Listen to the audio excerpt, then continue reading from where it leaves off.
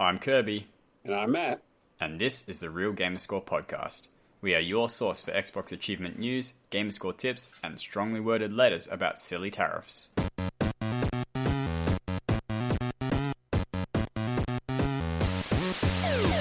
This week we talk about finishing quickly, low power, and life in the dankest timeline. But first, here's the song of the week. I will complete them all. I'll get a full combo for the RTDL. I'm gonna dive them all. Getting a Chivo, then backing out.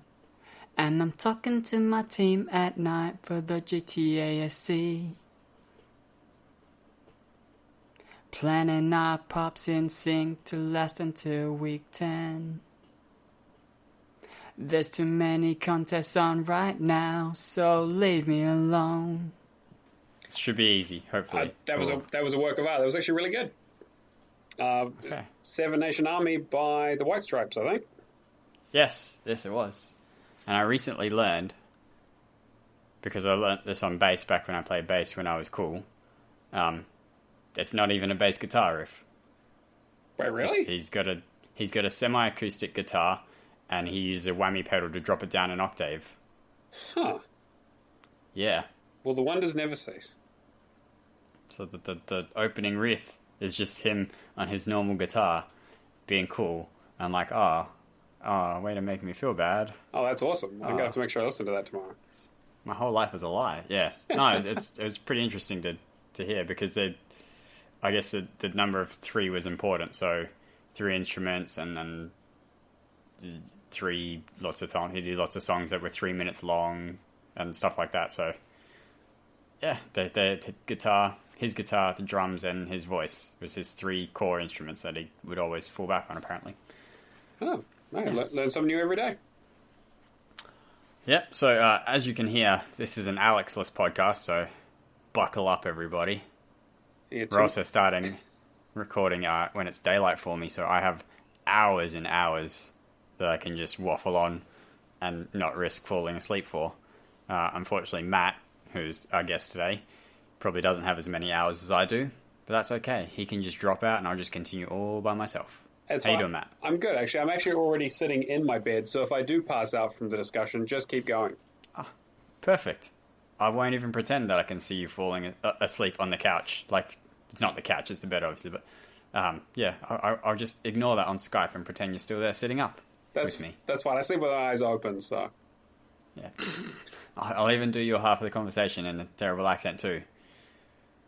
I don't even want to try the accent that I would do. Easy, buddy. Yeah, get careful. Careful. You might raise the ire of both the Australians and the Kiwis. Yeah. I barely have an Australian accent as is, apparently, I think. I talk to people and they get disappointed in my accent. They're like, oh, that's not very Australian. I'm like, it is, because I am. I'm like, yeah. I don't know what more you expect from me. I get that a lot too, actually, but that's partly because I'm originally from Sweden, but I grew up in New Zealand, so my accent is just kind of all over the place. Yeah. Benefits of speaking a couple languages is my accent is kind of doesn't exist as much anymore. I'm sure if I was only English, I'd be super bogan, but I'm not. Right, first tangent down. I've completely forgot that we had an order of stuff we had to do. If you would like to join in the conversation with us and talk to us almost live, you can join our Discord, discord.io/realgamerscore. People are awake pretty much 24/7. I'm usually awake most of the time because I don't sleep. You can abuse me, you can abuse Alex, you can ask why Neo doesn't have a million Gamerscore yet. You can do lots of things. All our inside jokes are much more easily attainable when you're in the Discord. You can make fun of me with puns, as we experienced yesterday. Puns are the best, and we all love them. And I, for one, am missing out on all of the puns. Don't worry. You got that. I'm sure you'll see plenty of them coming up. Oh, it's so awful. Oh, I just wish I could just kick everyone out sometimes. Just mute everyone permanently. That'd be great. That's just me, and you have to listen to me. People just have to look on in silence, I guess. Yeah, there's lots of tunnels happening. That's an old joke that you wouldn't get if you weren't in Discord. Or me, anyway, for example. Yeah. What? I was going to say a tunnel joke. That was you and me back in the day. It was, yeah. I don't know if that was somewhere public either. I think it was. Might not have been. It's now an inside joke of an inside joke. So really, people listening, you pretty much have to join the Discord to not just join the conversation, but to actually understand what the hell we're talking about. Exactly. Outside of the Discord, we also run the random to-do list, which with the new month of July, people have got their new lists. If you would like to join into the random to-do list, you just need to send a message to either myself on True Achievements or Discord, or send a message to the random to-do list account on True Achievements. That's all one word. Just the random to-do list part, not the rest of it. I feel like that was probably obvious and didn't need mentioning, but here we are. This is why Alex runs the show and not me. If you don't know what the random to-do list is, you get a list of 25 achievements from your game collection of achievements you have not unlocked, within sort of a reasonable difficulty. I have words. That bit's gone probably if I remember. It's fine. You get a list of 25 achievements. Some 50% from your sort of easy stuff, 25% from your middle stuff, and 25% from your hard stuff. They get put into a list, and you have a month to try and earn them all, really. There is a team competition happening at the moment, but you can always just self-challenge and say, try get 10 achievements this month or whatever. If you're in a bit of a rut and you don't know what to play, that can be a good motivator into sort of helping you decide, yeah, you know what, I will go back to this game, or I will look more into this game.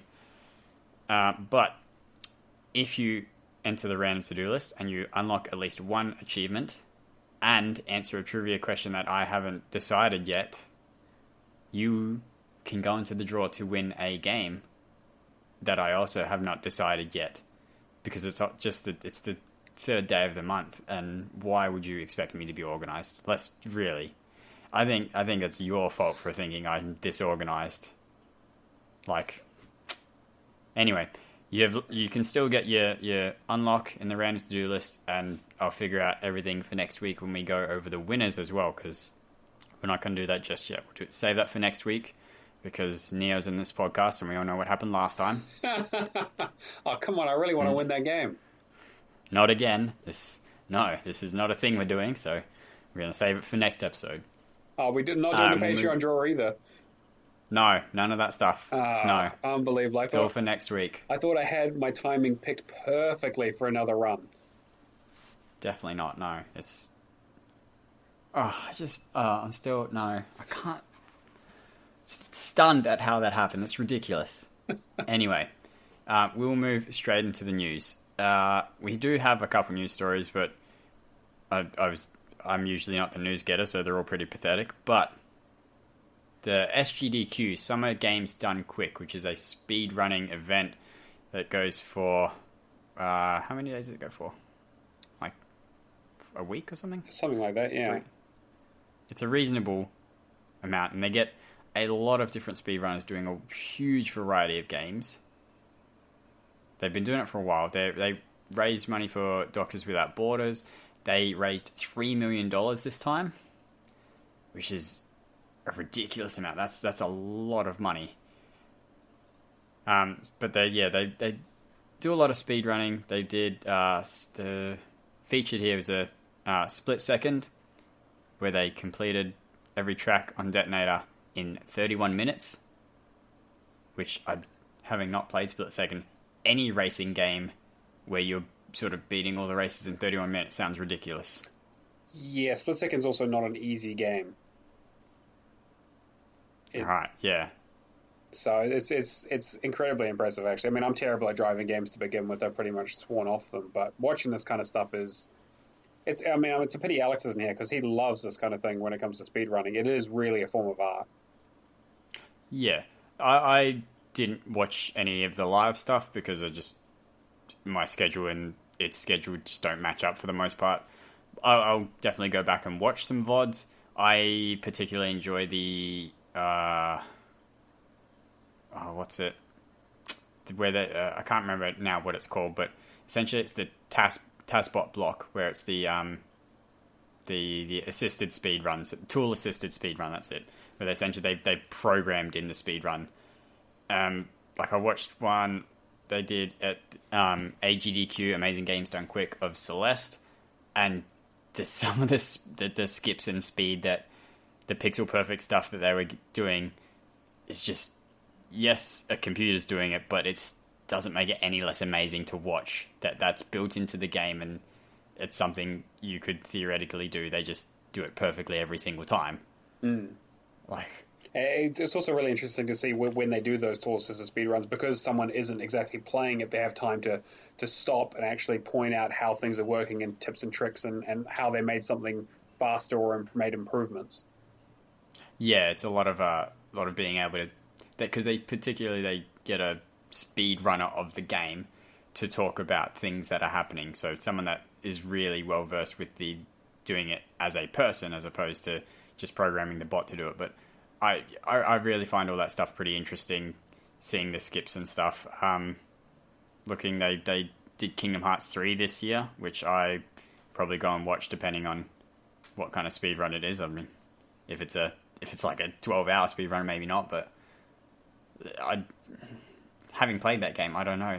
You just got to.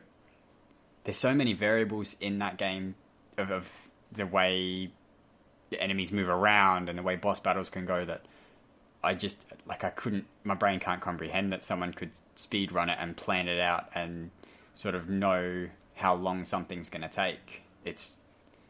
Speedruns are just a different breed of gamer. Like it's a level of dedication that I don't know that I could ever do. I mean, they're almost the opposite of what we do. We speed run games, we do it once, we do it as quickly as we can, and then move on to something else, where they stick with one thing forever and ever, right? Yeah, so you're spending months to shave off milliseconds. Like, it's crazy. But yeah, good on them. Good on for raising $3 million. I'll be looking forward to some of the highlights, really.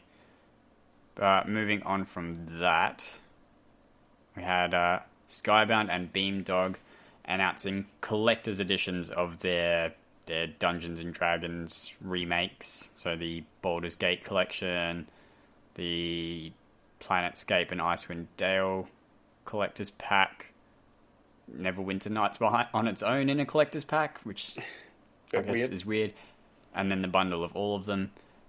These being collector's edition with extra little gubbins and little nonsense, going for $99 each, or a bundle with pretty much everything but not everything, because if you wanted everything, that would be crazy, for $200. So I don't know, I guess if you want everything, you've got to mix and match, which then, for me, if you have an Ultimate Collection, it should probably have everything. You would think, right? Since we've taken the Ubisoft model of giving you nearly everything, but really incentivizing you to actually buy each pack individually for, $300, $400 instead of the $200 one that has just about everything. Yes, because there is also exclusive stuff in the $200 nearly everything bundle. So. Oh, okay. That's fine. Yeah, that's fine. I really just need to open my bank account and just give them everything I own. Yeah. I mean, I'm having read a lot of a specific series in Forgotten Realms.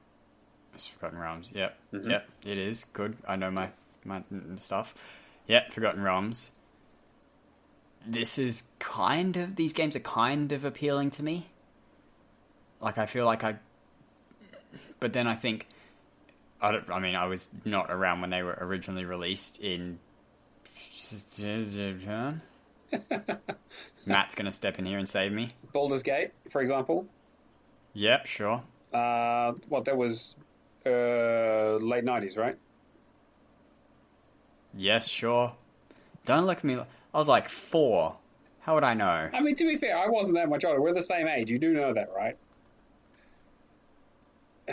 The 98. Yeah, original 98 for original Baldur's Gate. So it's late 80s. Sorry, late '90s, early 2000s Yeah. for this kind of stuff. I remember. I mean, Okay. I played like Neverwinter Nights when it originally came out and that kind of stuff, and Okay. Planescape Torment.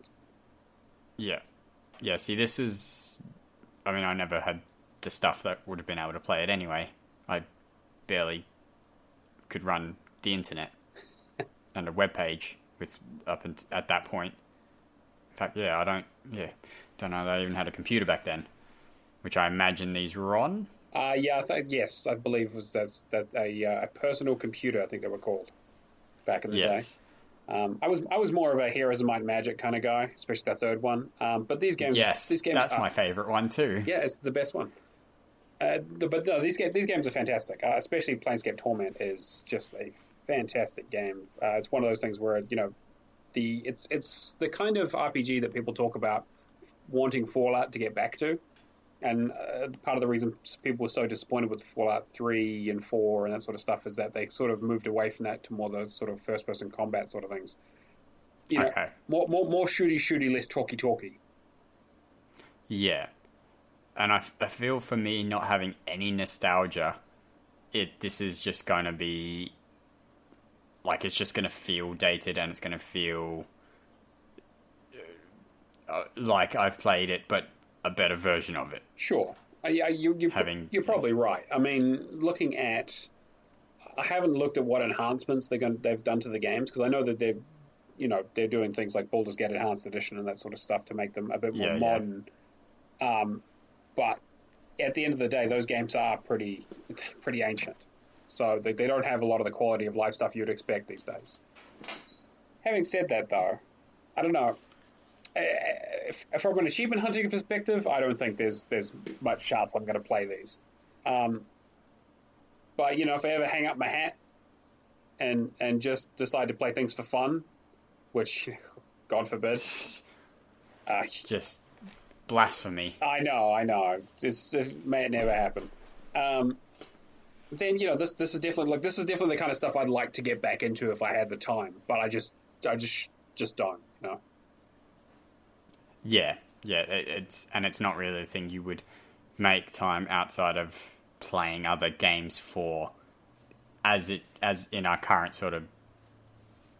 I mean, I looked at one page of my backlog and I'm at like 90 days worth of game time. Yeah, no, I'm probably and about I'm like, the same. okay, yeah. I have like 24 pages. I don't want to look at the rest of them, like it. Yeah. I definitely don't need what's probably hundreds of hours more in my life, especially for something that may feel dated for me without any nostalgia. Yeah, I think it depends on I really think it depends on the quality of life and, to be honest, the achievement lists for them.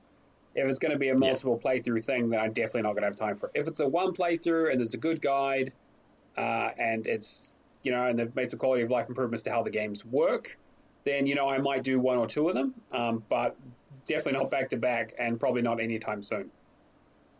Yeah, I'm pretty much in the same boat. I mean, I can guarantee people will enjoy this because people will say, yeah, I played this when I was younger and this was the best. But yeah, just currently as it stands, it's definitely not for me. After that, we have a lovely story. I think we had last week or the week before, could have been a while ago actually, that Trump was increasing tariffs on electronics to 25% from China, which you then informed me the tariff was already at like 15? 10, it's originally 10% at the moment, yeah. So it's a 15% increase from that. Oh, yeah, another 15% on top of that. So not as much as originally foreseen, but still a reasonable jump. Absolutely. So now Microsoft, Sony, and Nintendo have written a letter. I mean, they say it's a letter. When you say it like that, it sounds like the most dismissive, non-effective thing ever. They've penned a letter, and they've done sort of an official, I don't know, comment petition-y type thing. Press release. Yeah. Trying to be excluded from that tariff. And they've stated that the 3 reasons. Price would affect consumers, developers, retailers, and the console manufacturers themselves. Secondly, it would put US jobs at risk. And finally, it would prevent companies from being able to innovate within the industry. So they're saying that essentially having to have the consoles cost more will mean people will spend less money on the games themselves, which means developers are not getting as much money, and most developers are considered small businesses and won't be able to take that drop in revenue. People then get fired and laid off, or plans get changed and games don't come out and people get fired. And I don't know if they had anything about the innovation. I mean, innovation in general, I guess the idea is if video games become too expensive to make in America, they're just going to lose all the talent to overseas studios. Yeah. And so it's I mean, it's certainly interesting. It's certainly a possibly not worth reading the full letter, because I'm sure that's lots of boring legal speak, and there would be a great sort of layman's version out there from someone. But I can sort of see where they're coming from in that, yes, I mean, most of I think they said 96% of US consoles were imported from China in 2018, which is a huge, significant number. Yep. I'm wondering what the other 4% was. Is that like someone bought a Ouya? Yeah, I guess so. Or Why? But what other consoles are there? maybe they're handhelds or something. I guess it depends on how you define console. Yeah, what they define as console, that 96% is what's imported. Because then you've probably got to assume it's all of the PlayStation 4s. Yep, and probably all the Xboxes, and I would assume most of the Switches, if not all. Yeah. So then, what else is considered a console that they maybe said is 4%? Potentially could be some of those retro consoles that have been coming out lately, like the Mister and things that people have been working on. That's a fair point. I don't know where those fall into, but a lot of those are made in Europe or just built in the US in general. So, I mean, 4% being the PlayStation Classic, maybe. Yeah, potentially. That sounds about right, that they did 4% of console sales, and then probably 3% of them were returned. Yeah, I was going to say 100%. 100% of them were disappointments. Yep. But we don't need to harp on about that. No, and then, what are they saying? Spent about $15 billion on video games and services in 2018. That's a reasonable amount. Yeah, 65,000 people employed across the US, and 99.7% of the US video game companies are classified as small businesses. Okay, what? At what point is it not a small business then? Well, and at what are you counting as a video game company? Yeah, like is my single man dev project technically is a video game company. Technically is a video game company. If you're a limited company, you're technically a company. So I think by definition in New Zealand, it's usually around more than 20 people is usually from small to medium.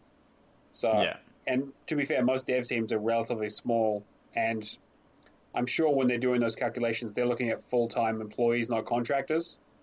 Yeah. Which is the other bit of the fair point. The other bit of the industry where essentially, how many full-time employees do most of these places have that aren't just contractors who work on whatever contract they're given? Yeah, that's a good point, because a lot of the staff is contracted out. Yeah, because it's cheaper. Just don't get cheaper. That there's just not enough talent going around really to have one of them employed full time. Yeah, and then the US doesn't have video game unions, so that's a whole thing where they're just the gig economy is still going strong in the video game industry, but I see their point. Obviously, it does come off a little self-serving that they're like, oh, no, we don't oppose the tariff, we just don't want the tariff to apply to us. Yeah. Plus, any new competitors in the market hit them. Exactly. But we've been here a while. Us three, we're the big dogs. We shouldn't be having to pay this. I'm paid up. I'm paid up for the month. My protection money. I shouldn't have to be forking out any extra. Yeah.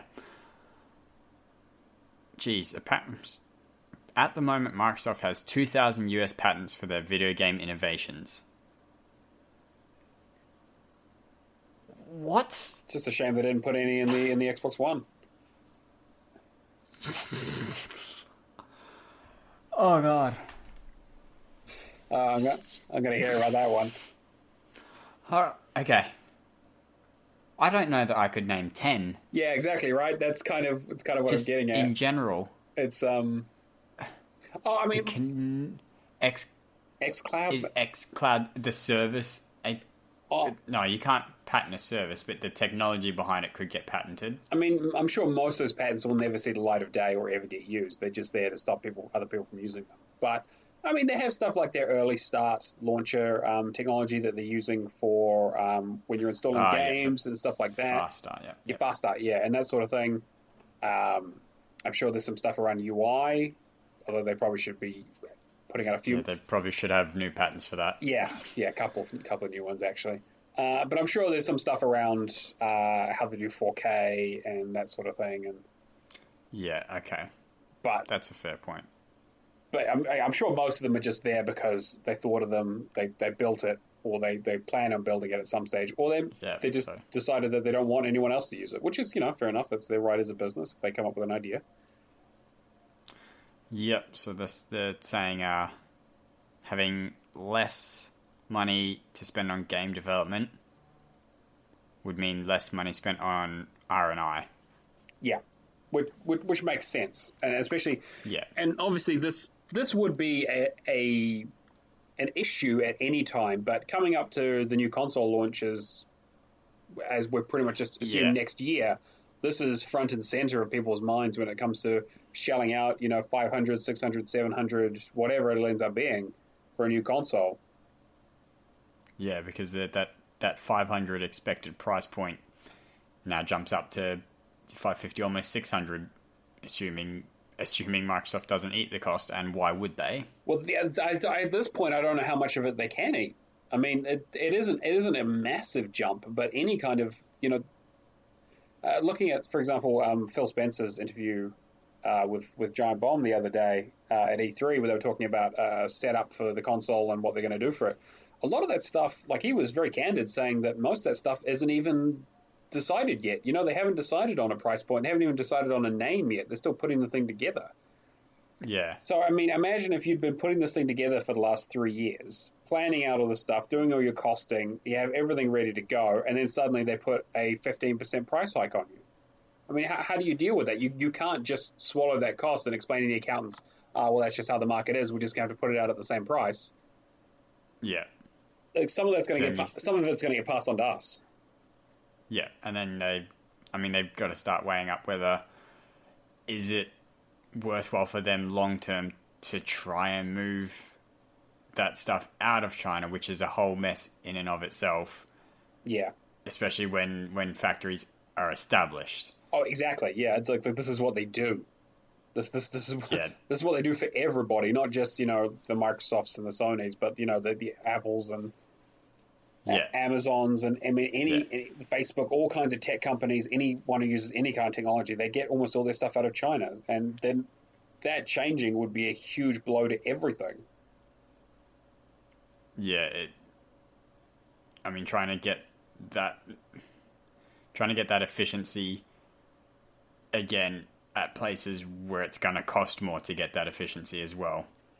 Yeah, because the other bit is that how long does it take? How much does it cost? Is it worth just trying to hold out until it potentially gets reversed or removed?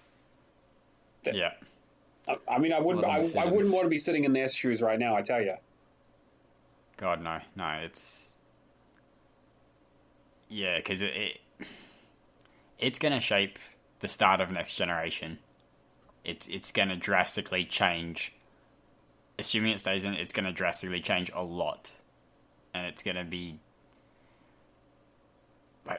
I'm even just if that. Yep, they stick with it. They've got it. They pass half the cost onto us and eat half the cost for the console, whatever. That's a huge chunk gone from what they'd be putting into their developers that they own in-house. Games take longer to come out. Games are or they're rushed out and not to a standard that's acceptable. Yeah, it's going to be very interesting. And unfortunately, it has the knock-on effect of, yes, we, being Australian and New Zealanders, don't have to eat that cost necessarily, depending on... I mean, we don't pay the tariff. I don't imagine it goes to the US and then comes to us. No, wouldn't do. But we still... The knock-on effect is that they're going to have to either make up the money here or try and expand the market, which, to be fair, could be a good thing for Europe and Australasia when it comes to trying to put more focus on us and not being so America-reliant when it comes to the games industry. But at the end of the day, most of the studios are still in America. Yeah. And I mean, we'll see the effects of having worse games without having to pay more for the console, so it's... It'll certainly be an interesting landscape in 12 months' time. Absolutely. The other bit of an interesting thing is, how does this work for streaming?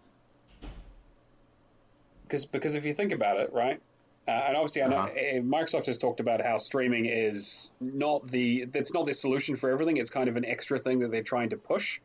So they're still trying to push the console as the main thing, and streaming as a backup for when you're away from home or when you don't have your console, all that sort of stuff. But not as your be-all, end-all. But if you think about it, if the consoles are what's being tariffed when you're importing them, so if you end up just building a huge server farm with blades internally in the US and encourage streaming to current-gen boxes or cheaper streaming boxes, like how the Stadia is doing things, you might be able to get around that kind of tariff. And this extra cost may just shape the future of how this is done. I mean, there's obviously other issues around streaming, around data caps and actual internet availability in the US and that sort of stuff. But but they could certainly fast track that push into streaming as the primary way of playing games, experiencing content. Yeah, if it just becomes too expensive to import stuff from China. Yeah, I had not even considered that, but yeah, that's interesting because there was a survey done for Europeans. I think it was the majority for sure said they weren't interested in streaming at all, so I think it was like 73% or so had no interest in streaming as a gaming thing, in regards to Stadia and xCloud, despite 90% of them having more than capable internet and no caps and whatever. So like they had the capability, they just, which, when nothing is out there and there's no examples to look on, that's how the attitude's going to be. Sure. But, so yeah, and the attitude was the same when Netflix moved from DVDs into streaming, right? As people were like, well, I get the DVDs, why do I need to spend my internet time or slow down my internet to do this? I think once we get some good examples, I think Stadia, I'm not 100% sure. I mean, I'll be interested to see what they do with it. Not to turn this into a whole rehash of E3 discussions, but I think that the streaming stuff will probably take longer than people are expecting. People are talking like, next 5 years, no more consoles. But I'm almost certain that after this console comes out, there'll be at least one more before we get to the all streaming future, or the world ends and we won't have to worry about it. Yeah. I think there was people had reported, or journalists who got their hands on with Stadia, was saying, they were, wherever Stadia made their proper announcement, had lots of hands-on stuff. I can't remember. It was before E3 though. It was a couple of weeks, yeah. Yeah, they were, saying noticeable lag. Yeah. Like, not latency, sorry. So not, this is the worst, I can't play it, but at the point where you can notice it, which I guess if you're used to not having that input lag, it would be noticeable. But I wonder how many people have their TV set to the game mode so that it has a higher refresh rate and gets less lag. Exactly, I'm sure most people don't. And if you're running HDMI, you're not going to get the best anyway. There's always going to be. Yeah. But if I remember correctly, what they were doing at those events is they were simulating lag because obviously they had the data centers at basically right down the building, because it was in. Yeah. So whether that's accurate or not, I don't know. I mean, Okay. I've heard some mixed reviews around it. I mean, obviously, like you said, people have been saying that it's noticeable. But also people with data caps doing the math on how, if you're running 4K content, you could essentially burn through all your data in about 40 hours of gameplay, which, for me is an average week. Yeah. I've now clicked at the wrong thing. Because I then compared it to what Netflix was saying. 65 hours to use a terabyte of data on Stadia. And I think in the 65 hours, Netflix used about 700 gig. Yeah. Or 670, something like that. It worked out. Just purely from their recommended bandwidth levels. This is not from actual watching for 65 hours and seeing how much I'd used. Because it's crazy talk and I would never watch that much Netflix. No, that's my girlfriend's job. But yeah, so it's not that worse than what we use with Netflix. It's just that you are more likely to spend 65 hours on a game in a shorter period of time than you would watching 65 hours of Netflix. Yeah, exactly. It's a weird thing to say, but it would take you longer to watch 65 hours of Netflix than it would to play a game for 65 hours. That's a dumb sentence, but you know what I'm trying to say. Yeah, no, I get you. The amount of time you would spend in one go would definitely be higher with video games for the most part. I mean, there was obviously you can binge watch a series here and there, but most people don't watch Netflix for more than 2 or 3 hours a night. Where I mean, how many hours of gaming do you usually get out, Jen, in a night? Look, realistically, my job finishes at about. I get home from my work at about 3. This is maybe at earliest leaving home, and I won't have played it in the morning. Leaving home at about 7:45. So if sometimes I work later and I'll do a couple hours in the morning. From 3, I probably can get 6. I know I'm a lot more than most, though. I can probably get between 6 and 8 hours a day if I just felt like sitting on the box and neglecting my dogs and my girlfriend and stuff. So I don't often get 8 to 10, but I'm sure I could easily do it if I also went to bed at 1 o'clock in the morning. Yeah, sure, right, yeah, and I would say 6 is probably a good estimate of average out to 6 a day. Yeah, and then you obviously are weekends, that sort of stuff. But yeah, exactly. So I mean, weekends. Looking at 6 a day, I mean, that's easily up to 40 hours a week. Yeah, so a week and a half, and I've used a terabyte of data on this thing. And I certainly wouldn't have done that on Netflix. No, exactly. But it'll be. I mean, we'll see. The other thing with Stadia that sort of okay. So at the moment, they've said if you get the Stadia Pro or whatever, you get all the games that they've said are going to be in their library. After that, you need to purchase.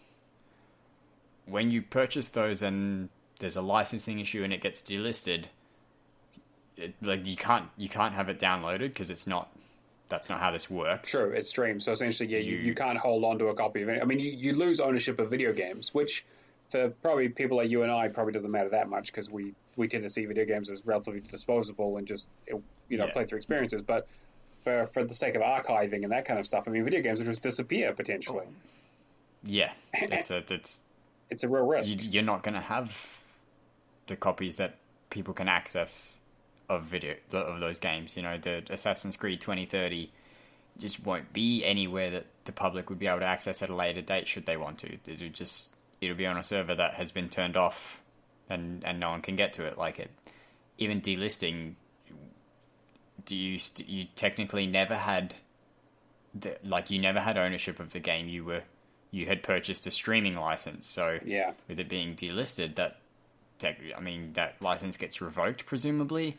Or maybe you've got it in a library where it just can't be purchased anymore, but you can still access it. I guess it depends on how they do the deals, right? Because potentially they may have a deal for not being able to repurchase, but also just keeping the streaming continuing because someone owns the game or owns the license for it. But they could very well just revoke the license and just take the whole game down. I mean, I'm assuming you'd be able to get a refund at that because, good luck trying to take games away from people who've paid for them. But yeah. But there's loopholes, and they're American companies, and typically courts will side with the business. Yeah, and in general, and given Google's propensity to just close projects, I'm probably not going to buy a Stadia anytime soon. No, it's again, it'll be very interesting in 12 months' time to see the landscape and see how everything is panned out. But it is concerning at the same time. It's exciting and concerning. We live in interesting times. Yes. More interesting times. First looks at the new Witcher series. Now, you brought this up. I had entirely purged this from my brain. I mean, look, the first time I saw that picture of Henry Cavill is... that front-on head That front-on head shot was just... I was so bad. He just looked like... They obviously hadn't done any effects to him. He just looked like he'd just come out of makeup. And he looked... He looked so lost. And it was Superman with a wig. Pretty much, yeah. It was pretty rough. Having a look at these new shots that they've shown off that are more promotional stuff, they've obviously done some work with. Geralt and the other characters, Triss and I think Yennefer get shown in this. They actually all look pretty good. Yennefer and Ciri. Ciri, rather, yeah. Yeah, no, it's... I mean, I maybe expected him to be a bit more grizzled looking, but I'm wondering if... I can live with what... Yeah, exactly. Like, he doesn't have a lot of scars, or he doesn't have the rugged facial hair, or the 5 o'clock shadow, but... we don't also know when it's... I don't know if we know when it's set. No, as far as I'm aware, we don't. I mean, this could very well just be, Witcher, the early years. Yeah. And Ciri admittedly looks quite... Oh, awesome. Thanks, Discord. I forgot to mute you. Ciri looks admittedly quite young as well, so it could be it could be reasonably early in that timeline of his, or it could just be a completely new thing and they just do their own thing with it and it doesn't really matter. I mean, I think, did they say it was? Did they mention it was going to be based more on the books or the games? I think they mentioned. I don't recall off the top of my head. I was just thinking the same thing though. They have a lot of source material to pull from. Obviously, visually, it seems to be pulling quite a bit from the video games, which makes sense. Yeah. Because that's when you are familiar with something, that's kind of what you expect to see. So exactly. Like with the Avengers, we're so used to that cinematic look that you got this new cinematic look that was different, and it may not have been, honestly, like it may not have been that bad, but because we're so used to that specific look, it's awful. It's weird seeing them being played by basically their stunt doubles or whoever, right? Yeah. So I'm definitely going to watch the show when it comes out. I mean, I'm a big fan of The Witcher, the second and third one especially. The first one's a bit rough, but everyone says that. Oh yeah, I played that on a PC once for like 20 minutes, and I was probably too young to understand any of what was going on with the controls, let alone the story. But I was like, okay. It's the best example of Euro jank I've ever seen. That and the original Metro, where it's like some really interesting European developers making a game that's really interesting and innovative and cool, but also plays absolutely terribly. Mm-hmm. Yeah, I got that feeling in the first 20 minutes and then stopped. Although I think I've also heard stories that it's just a stupidly hard tutorial to get through. Yeah. The first Witcher, and then the rest of it started... Yeah, it takes you up to the top of the roller coaster, then drops you back down for the start of the story. So, I don't know. I mean, you can get through just playing the second and third one, to be honest, and just kind of read up about the first one. The first one is such a different kind of game, really, like the way the controls work. The second and third tend to be a bit more streamlined, because they came out on consoles, so they had to be. But I'm definitely going to check it out, and it looks good. I'm hoping that they do a little bit of both when it comes to the video games and the books. Because the books are actually quite good.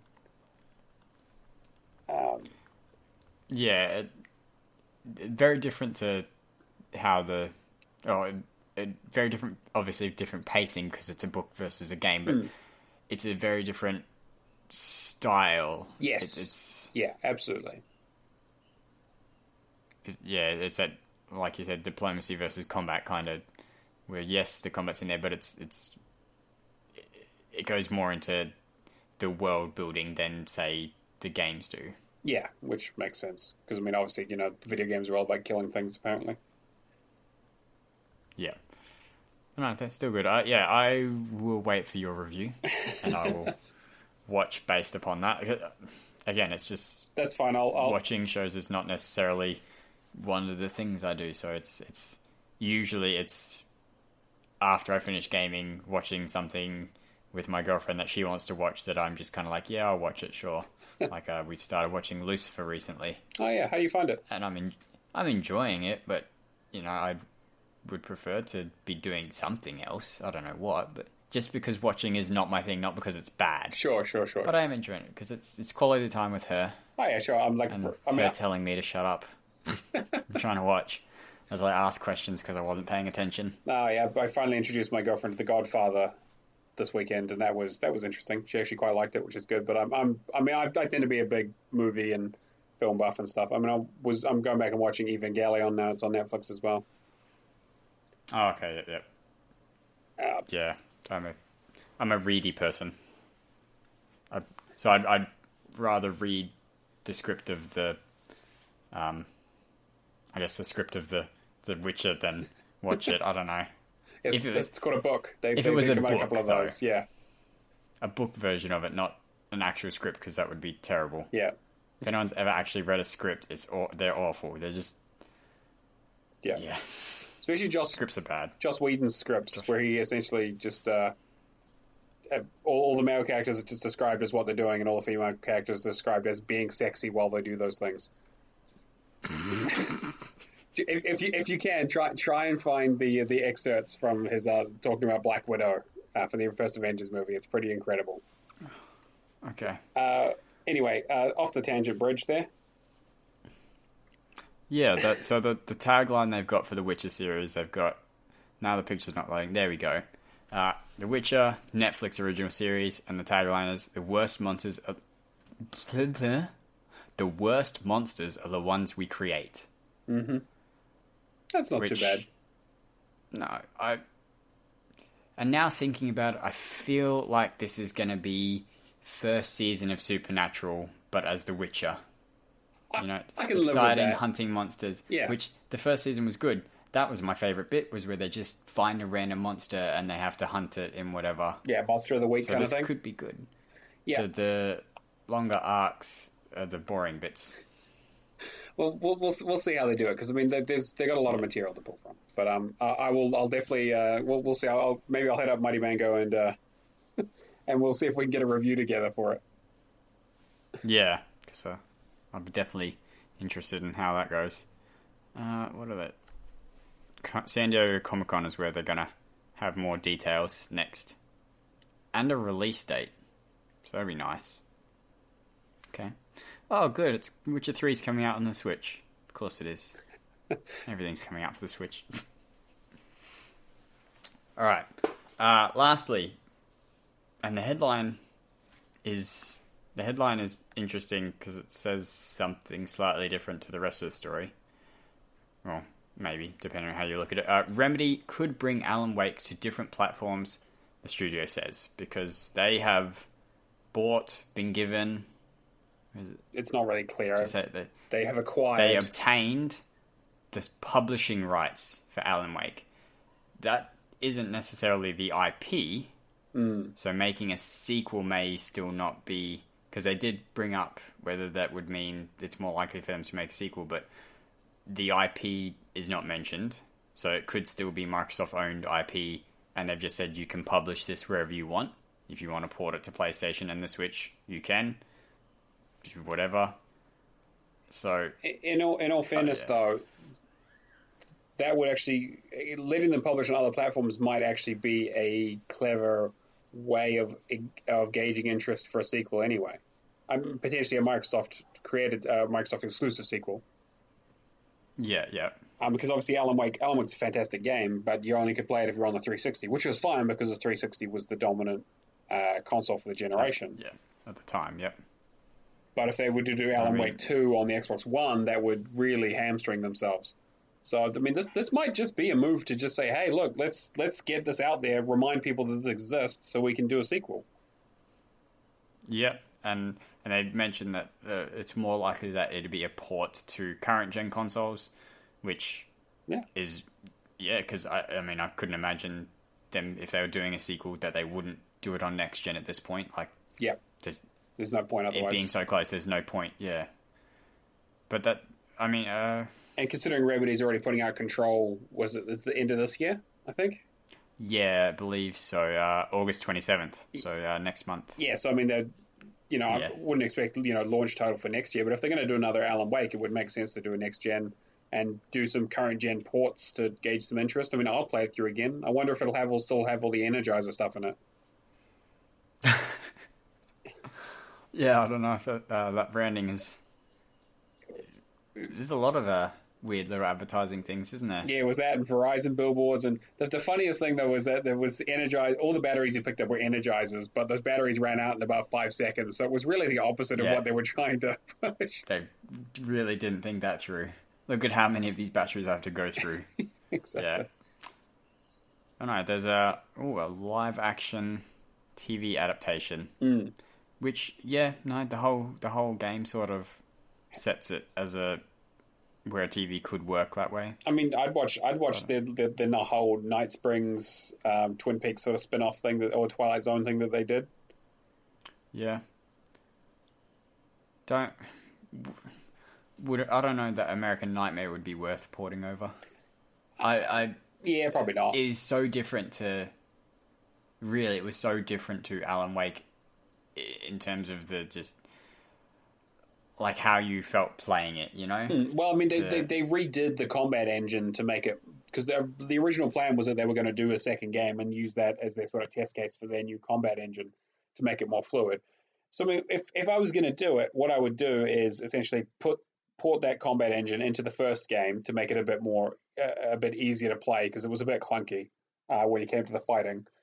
And then essentially just do a remastered version and just put both of them in there. Just do the first game and American Nightmare, put it out as a collection, charge, the $60 for it. People will play it. I mean, I'll play it again. I love that game.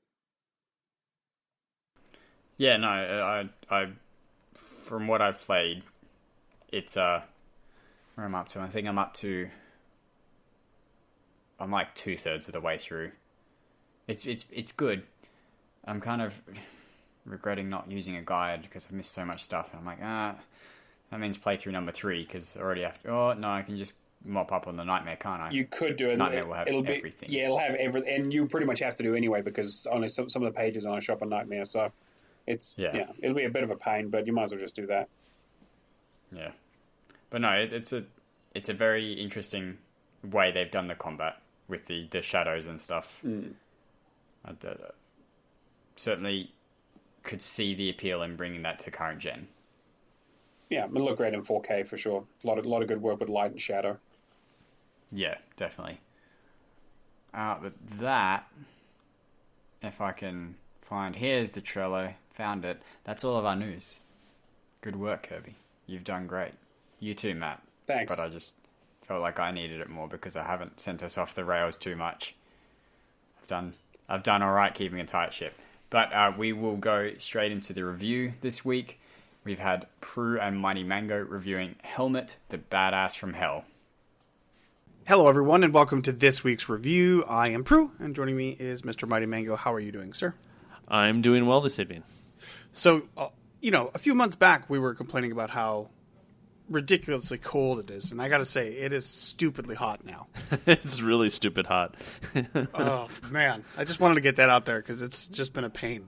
It wasn't that bad today. It's been raining all day here. Like, severe thunderstorms all day. Ooh.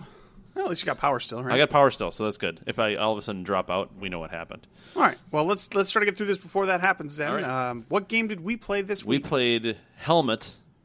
Is it Hellmut or Hellmut? Hellmut. Is it Hellmut? I think it's Hellmut. It's German? It's German, though. I get it, but I think it's more just like a a clever little. Yeah, play on Hellmut, words. the Badass from Hell. It was published by Tutainment, and it was developed by Volcani.cc. I was curious if you were mispronouncing that, but it's like the number 2 and then tainment. Yeah, Tainment. Yep. Okay. All right. Yeah, Tutainment. So what would you call Hellmut, the Badass from Hell? What type of game? How would you describe it? It's a twin stick shooter. Yeah, with, I would say, light, roguelite elements. Very light, but yeah, it does. It definitely has the roguelite stuff. Do you hear that, Chen? Hear that? It is very light because nothing is actually carried over from playthrough to playthrough until you beat the game. So you get all sorts of currency throughout your run, but you don't get anything until you beat the game. And once you beat the game, you will unlock one transformation. So you start the game as like a floating skull. Skull. Yeah, Yeah. skull with a spine. And and then the game starts with 2 unlocked transformations. And basically what happens is you start the game as that transformation until that transformation dies, and then you revert to your weaker skull form until you can revive that transformation or get a new one. But you only have 2, and you don't unlock the rest of them until you beat the game. And then each time I think you beat the game, you unlock one of those transformations. So that's how you actually get them to unlock, because I've gotten into where I beat a level and it unlocks the transformation, then I die, but I don't see the transformation. So Yes, you have to actually beat everything. It's confusing because you do unlock transformations in the game on the bonus levels. Those are only for that run. Oh. They're the same transformations that you do unlock permanently if you beat the game, but those ones in those levels only count during that run. Okay. So that's not very explained very well in the Yeah, it's not very clear in the game. I had to look it up to confirm. And then when I beat the game finally, that's what happened. So it's you know what? I actually like the game though. Yeah. It's kind of reminds me of that other twin stick shooter we played. Which I yes. can't think of the name of it. That was.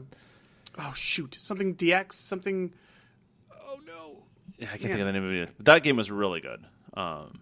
Really well done. This kind of reminded me of that just because the graphics are the same, kind of the pixely type graphics.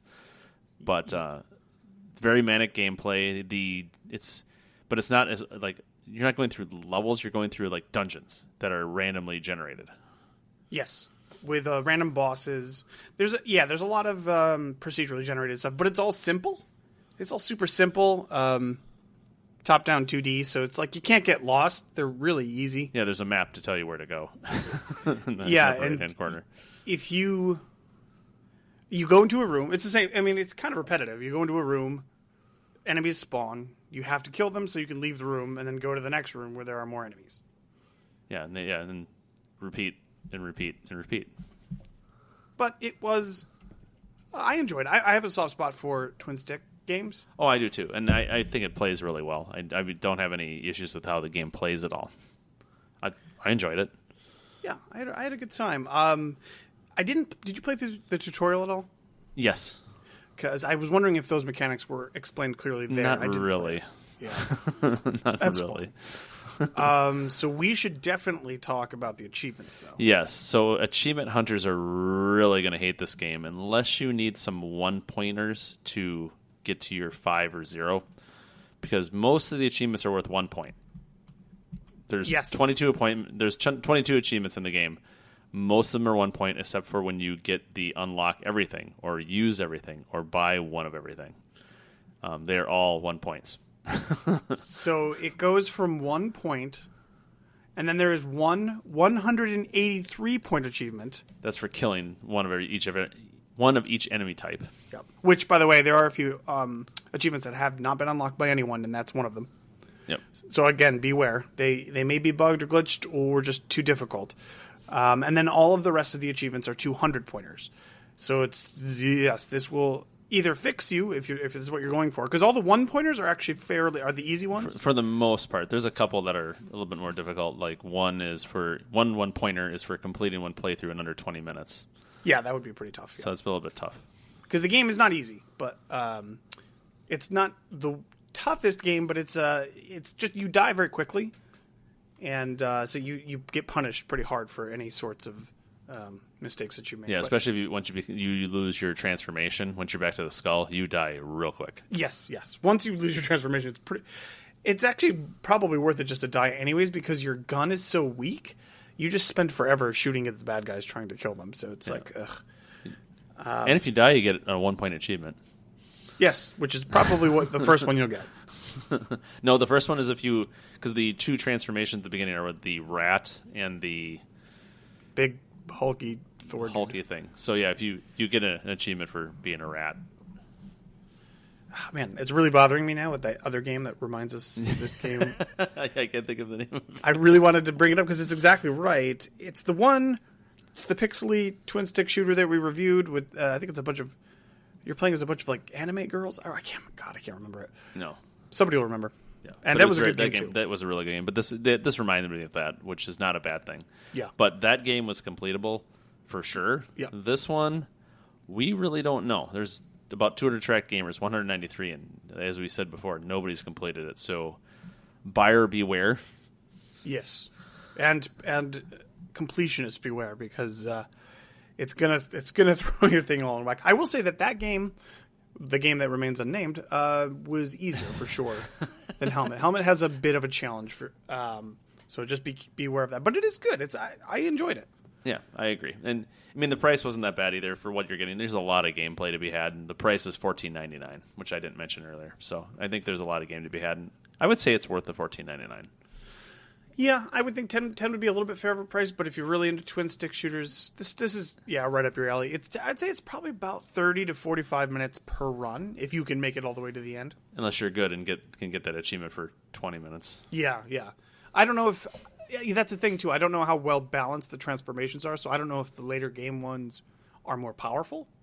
But that seems pretty tough. 20 minutes seems like a tall order. So, yeah.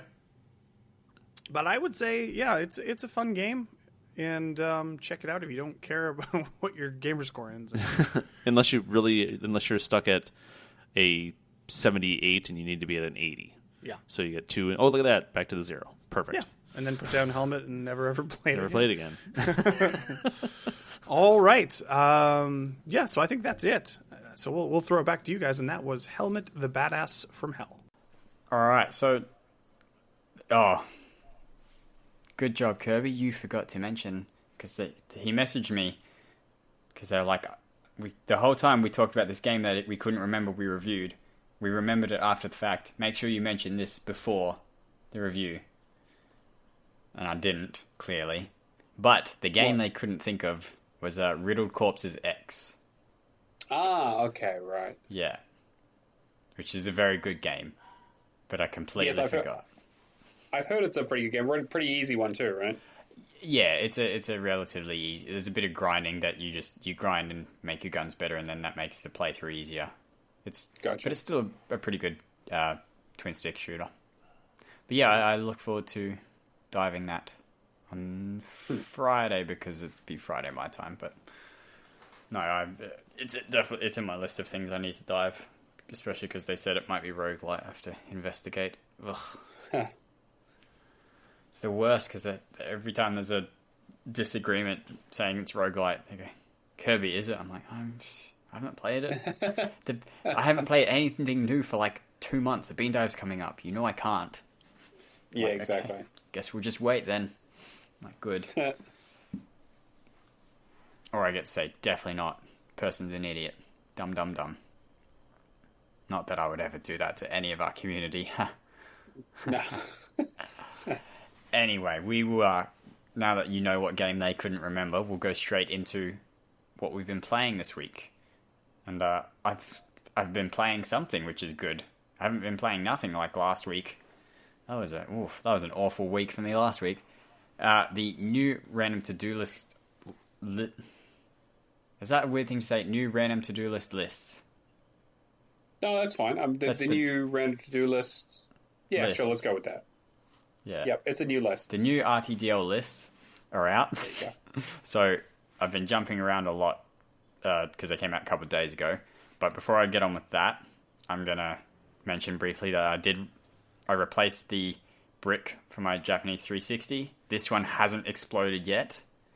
I will keep you updated on that. I can't wait till we talk on the podcast next week and I can say, guess what it did? It exploded. But no, I've been finishing up the 3 visual novels I have left, and then it'll be perfect timing to start the other non-visual novels for the Bean Dive as well. I restarted my playthrough of Robotics Notes because I had no idea where in the walkthrough I was up to. So I got that done. That was pretty good. It was reasonably quick, and the cleanup was easy, which is always nice. Unlike the next game I did, which was Muv Love Alternative, where it was like a 4-hour story or 2 or 3 hour story, and then for the cleanup you had to do 4 extra hour-long playthroughs from starting at chapter 7 of 10. So chapter 7 to 10 took an hour, and you just basically made 2 different decisions, and then skipped cutscenes for an hour. Like, I just don't know why you would.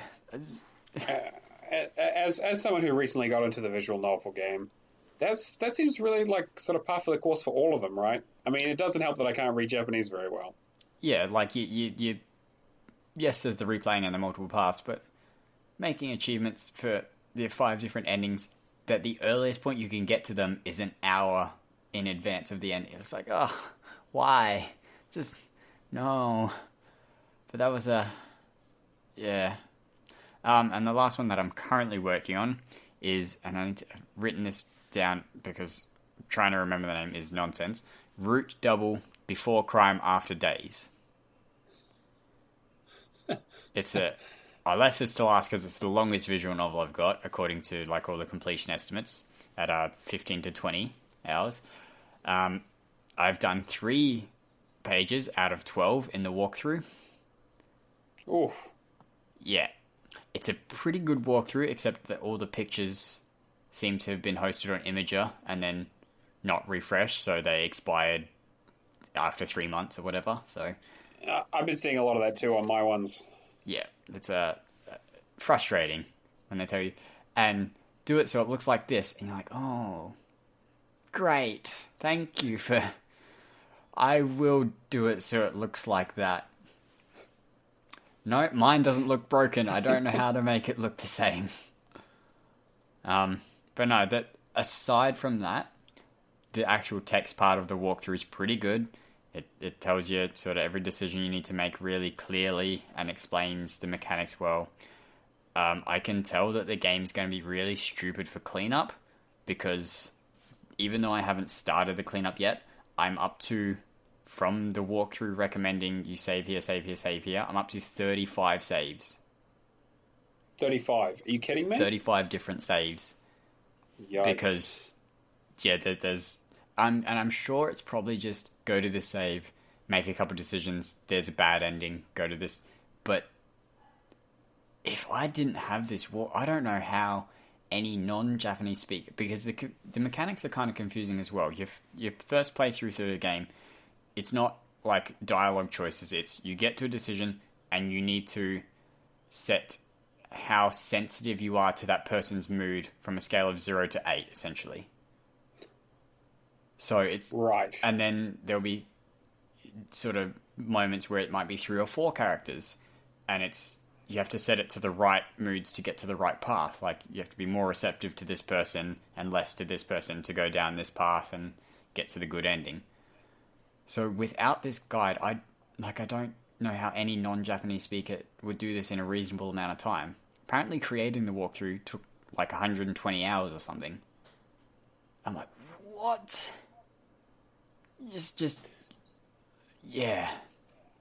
I'm very, very thankful this exists, because God forbid doing without it. Yeah, just nonsense. That's the last of my visual novels. Hopefully I'll get that finished before the Bean Dive, and then it'll be done, and I can box them up and give them to you at PAX. Yeah, thanks. We'll do a swap. Yeah. As for the RTDL, I am currently on 6 achievements. I've got 6 of mine. Played Castaway Paradise. I just loaded up the game, went to the outfit shop, bought a dress and put it on. Got my achievement. I barely had to do anything, so it's really not worth talking about in any more detail. Jetamero, Hero of the Universe. So this is it. But from that look, you've played it. Yeah. I have played it, yeah. I wish I'd gotten a later game achievement in this, or something slightly more difficult, because I dived it and now I've gone back to it, and it's weird, but it's fun. So you're playing as an invincible, at least to the human attacks. You're an invincible robot who's attempting to save the humans that are attacking you by defeating these monsters that are on their planet. And because I'm jumping back in from a dive, I don't remember the story. I assume those monsters are actually guardians of the planet in some description, or like that. They don't seem to be attacking the humans or any threat. They just seem to be wandering around a bit. Yep, and you go, I'm going to save you humans. Yes, I walked through all of your buildings to get to the monster, but disregard that. I'm going to save you from the monster.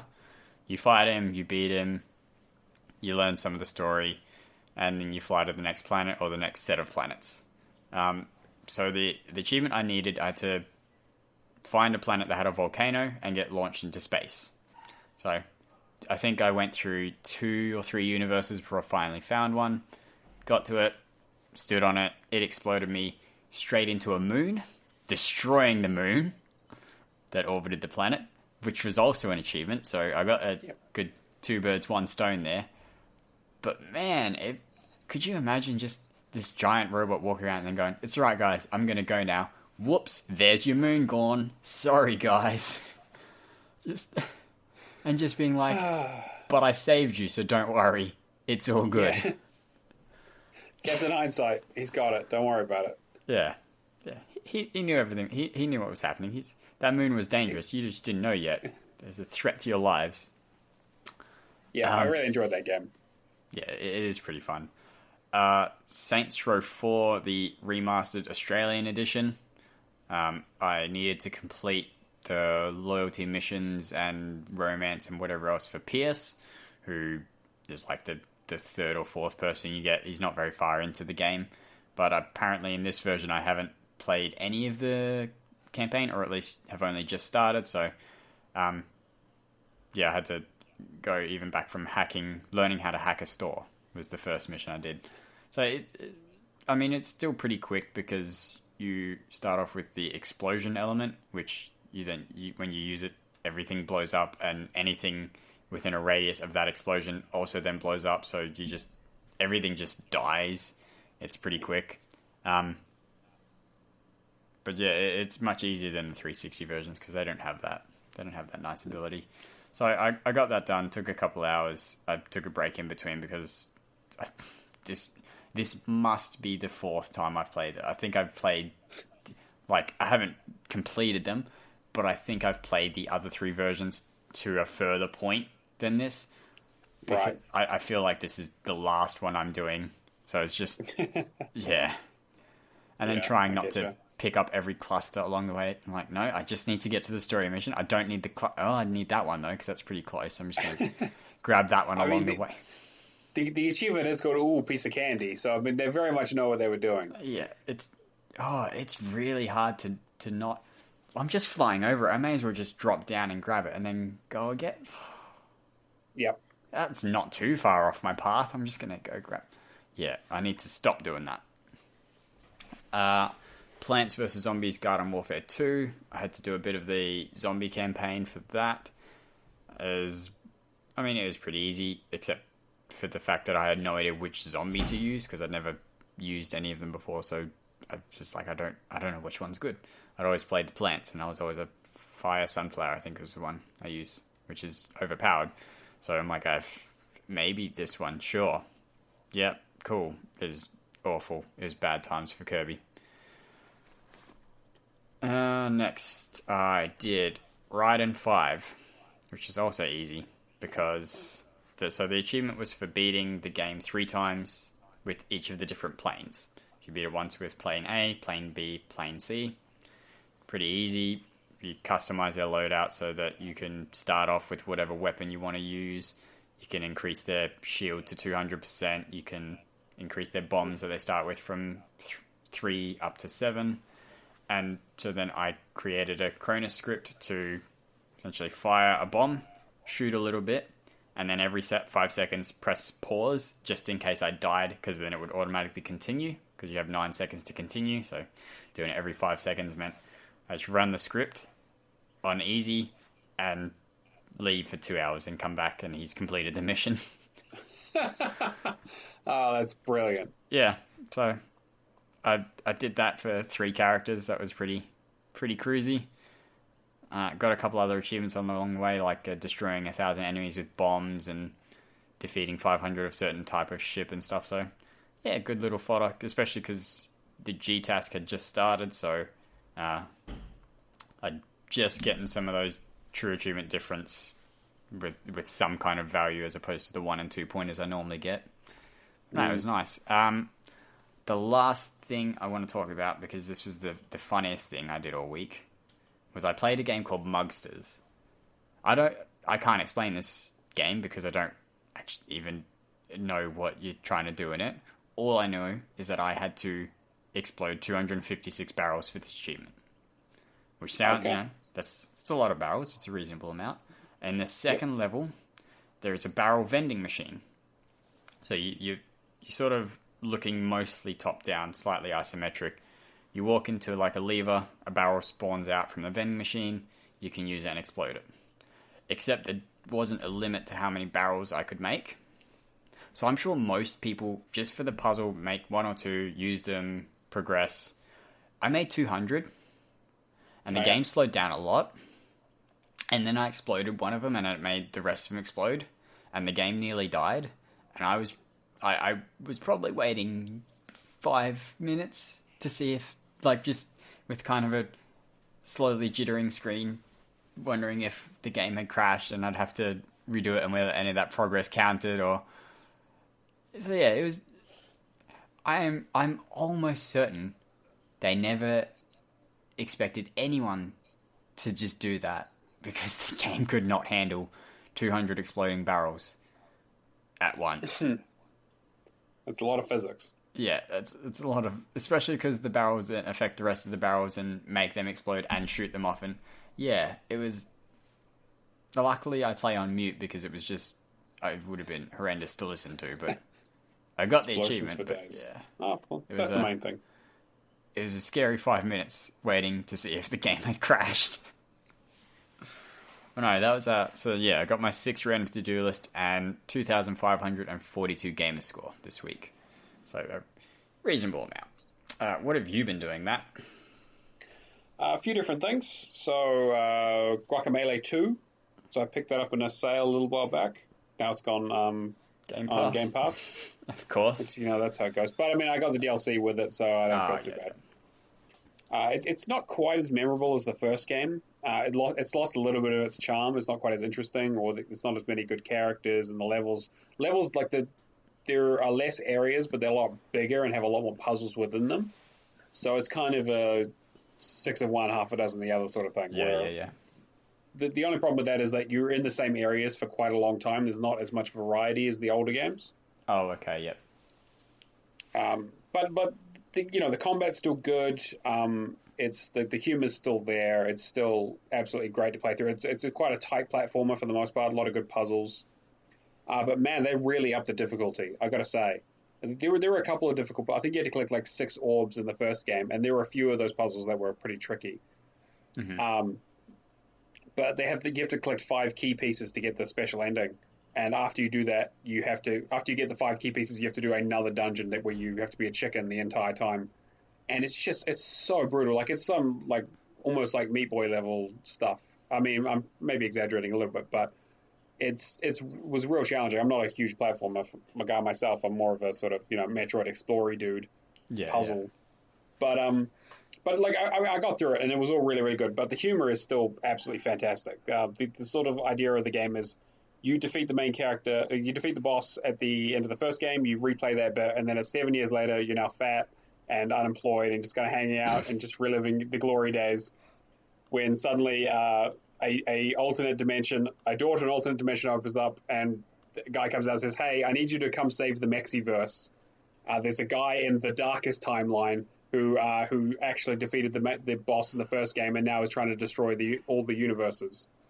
So essentially, you have to start dimension hopping between a bunch of places, and it's all just references to video games. So one of them is like a double dragon thing where you jump into it, and he's like, "Oh no, this isn't the darkest timeline. This is the baddest timeline." Yeah. And so there's a guy asks you if you're a bad enough hombre to go and rescue El Presidente, which is pretty fantastic. There's one where you end up in like it looks just like Limbo, and it's like, "Oh no, this isn't the darkest timeline. This is just a really dark timeline." Just a really dark one. Yeah, Not really the dark. There's a good Street Fighter bit where you go through it, and there's the special stage in Street Fighter 2 where you have to beat up a car. They basically just recreate that, and then you do that twice, and you just wreck this guy's car twice, and he just freaks out. But obviously, the best one is the portal to the dankest timeline, which he warns you, this is the dankest timeline. If you go in here, you may not escape the dankness. It's a watery cave. It's a watery cave, so it's literally dank. Yeah. Right, and you're like, oh, okay, that's funny. And then as you go through, there are just a bunch of meme posters up. But they're like Spanish Mexican versions of the memes. So it's like Grumpy Cat is like El Gato, and it's But the best part about that bit is, and there's a bit of a spoiler, but whatever, is as you go through it, you talk to the people, and people come up from the side of the screen being like, wow, they put all these memes in the first game and made it really bad. It's like, I would have played the game, but they have these memes that made it really dated. Memes are the worst. Man, these guys think they're so funny. And it's essentially just, YouTube comments that they got from their video games that they've just put into their next one. That's pretty good. And there's a guy with a fedora and a scarf who does this bit where he's like, well, I would have played the game, but they have memes in it now, so I'm not going to play that. I'm Poppy. Excuse me. It's all right. I'm definitely going to remember that one. So have you finished it, or? Yes. Yeah. So So the main game's in there, and it's not too bad, but the DLC has it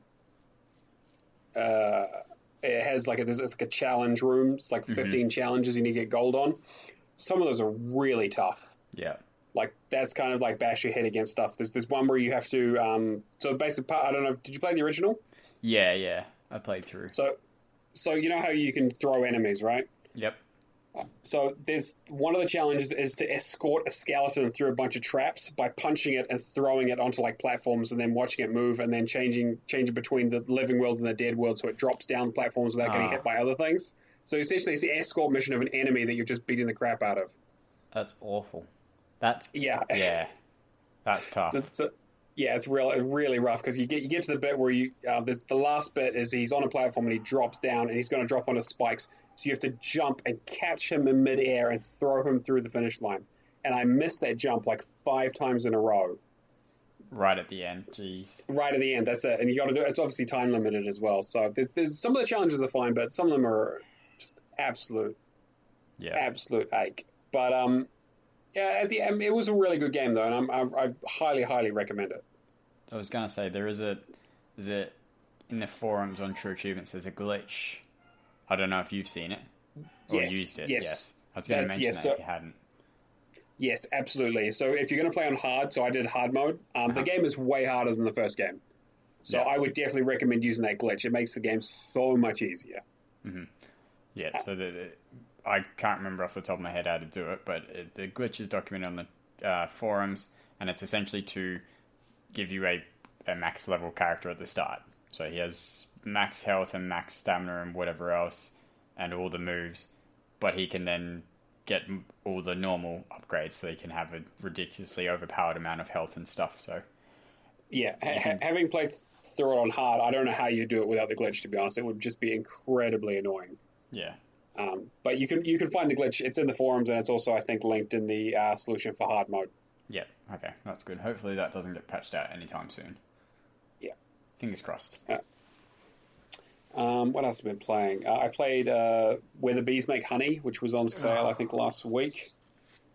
Man, that game was trash. It was sort of walking simulator, really dull. Story didn't make a lot of sense. It was just really sort of simplistic. You drive around as a monster truck for a little bit for some reason. I don't know. It was easy. You got to play through it twice, but it's like an hour or two to finish, so not a big deal.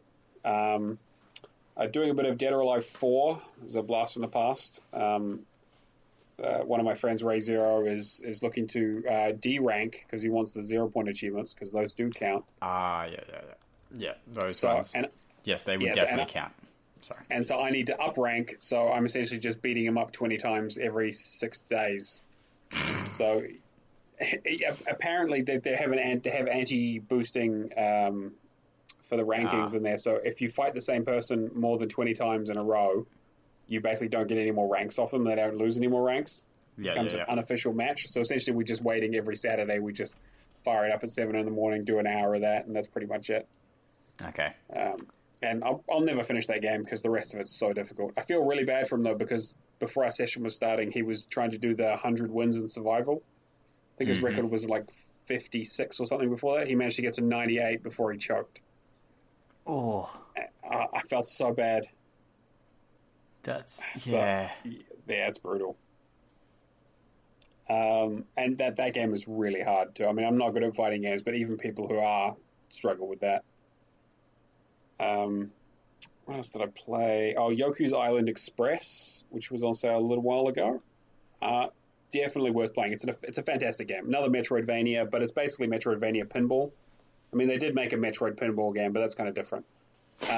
Yeah, not the same thing. That was actually pinball. No. This is pinball. This is essentially based. Yeah, it's pinball-based platforming. Yeah. It's so pinball though. Like I was expecting. I heard that it was a pinball game, and I was like, okay. But you still walk around and explore places, but you can't jump, so you have to go on the paddles and hit left trigger or right trigger to actually use the left or right paddles to move you around.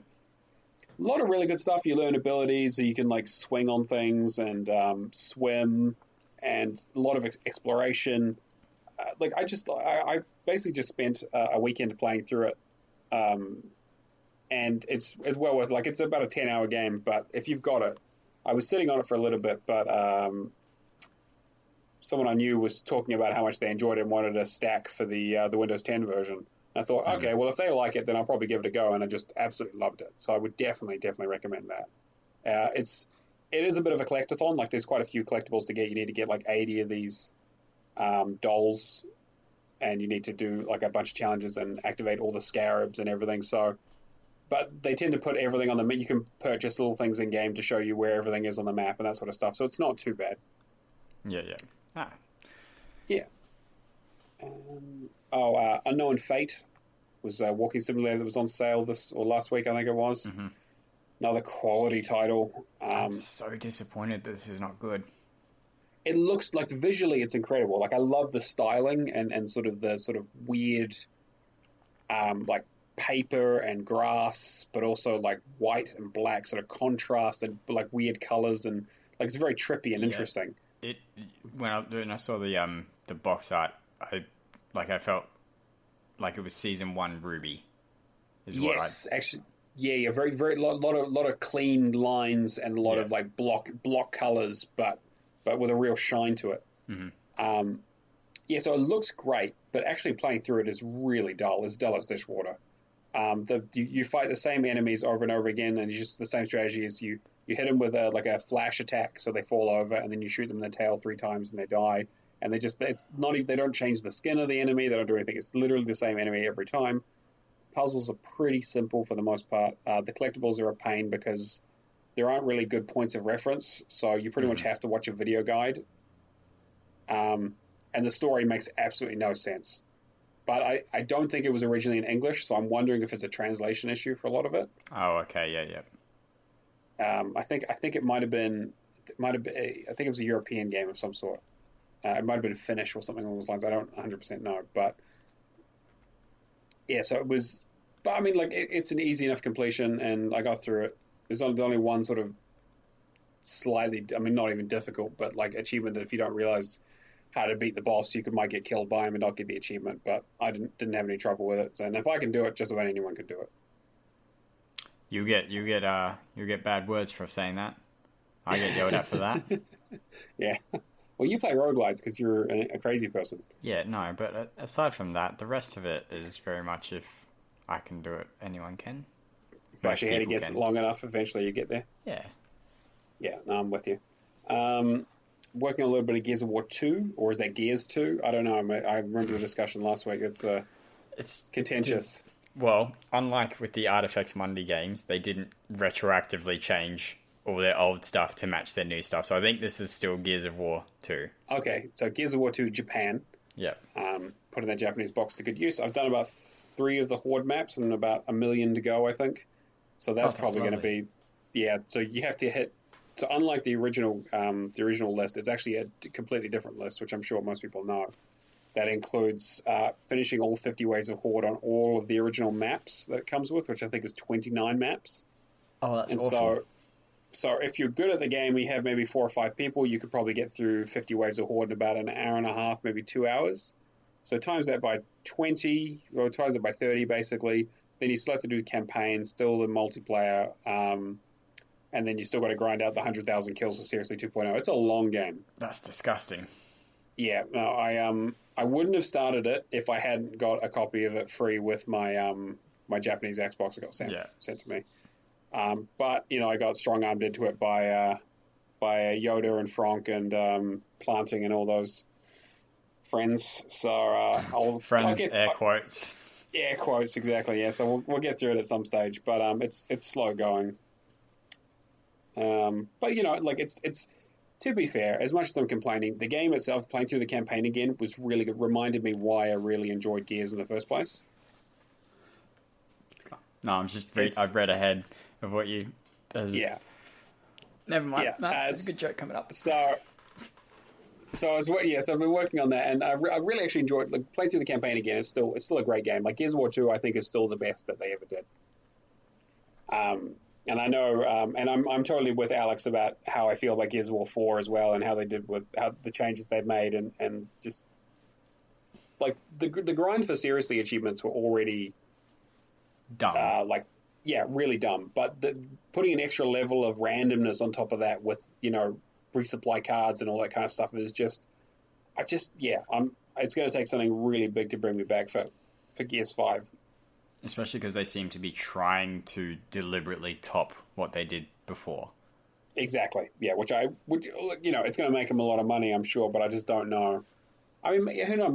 I'm not the typical video gamer, right? And neither of us are at this point. So, I mean, what do we know? It might be massively successful, but I just don't think I'm going to play it. Maybe I'll play it on a different tag or something. I mean, apparently the escape mode is essentially Left 4 Dead, but Gears combat. So that's not... I guess that's not really a bad thing. I guess it's worth a shot. Could be a bit different. And that could bring, especially with the custom maps, that puts a bit of life into the game. A bit of longevity there. I'll be interested to see if because obviously that's coming out this year. I wonder if they're going to do an upscaled version for the new Xbox or whatever they end up doing with that. Because obviously that's the kind of thing that where they're going to need launch titles. They've got Halo, so Gears. I mean, it'll be too soon for Gears 6 probably. So. Oh yeah, certainly. Maybe. Oh, I mean, that would probably be Forza Motorsport 8. Yeah, probably. Typically, the motorsports go. I mean, more motorsport than Horizon launches with the consoles. Yeah, because they were going to do it this year, but they skipped this year, so it'll almost certainly be a launch title then. Yeah. It'll be the roundest wheels ever. Gorgeous. Yeah. Because it's a racing game. Exactly, yeah, absolutely. It'll be the most realistic wet tracks ever. So it'll be Forza 8, Halo Infinite, and probably Fable 4 when they finally get around to talking about it. Yep. Next E3. Fingers crossed. Yeah. Only a year to go. I've also been working on something probably close to your heart, Day Through Time. Yes. I look very forward to diving this. So I own that and all the Gnome's Garden games now from this week's the one on sale, but we'll get to that. So I've got all that to look forward to. There's this. I was a bit worried because there's a 3-star all the levels achievement that I was like, oh, okay, I'm not really sure if this is the kind of game that I want to be good at. But it turns out you can just go into the options and turn off very hard mode, and then it's just apparently you just go in and there's no time limit anymore. Yeah, apparently I was like, oh, okay. So, yeah, I was like, all right, cool. So I can just take as long as I want. I don't have to worry about the time limit. Sweet. So I've just been slowly working my way through that. I'm about halfway through.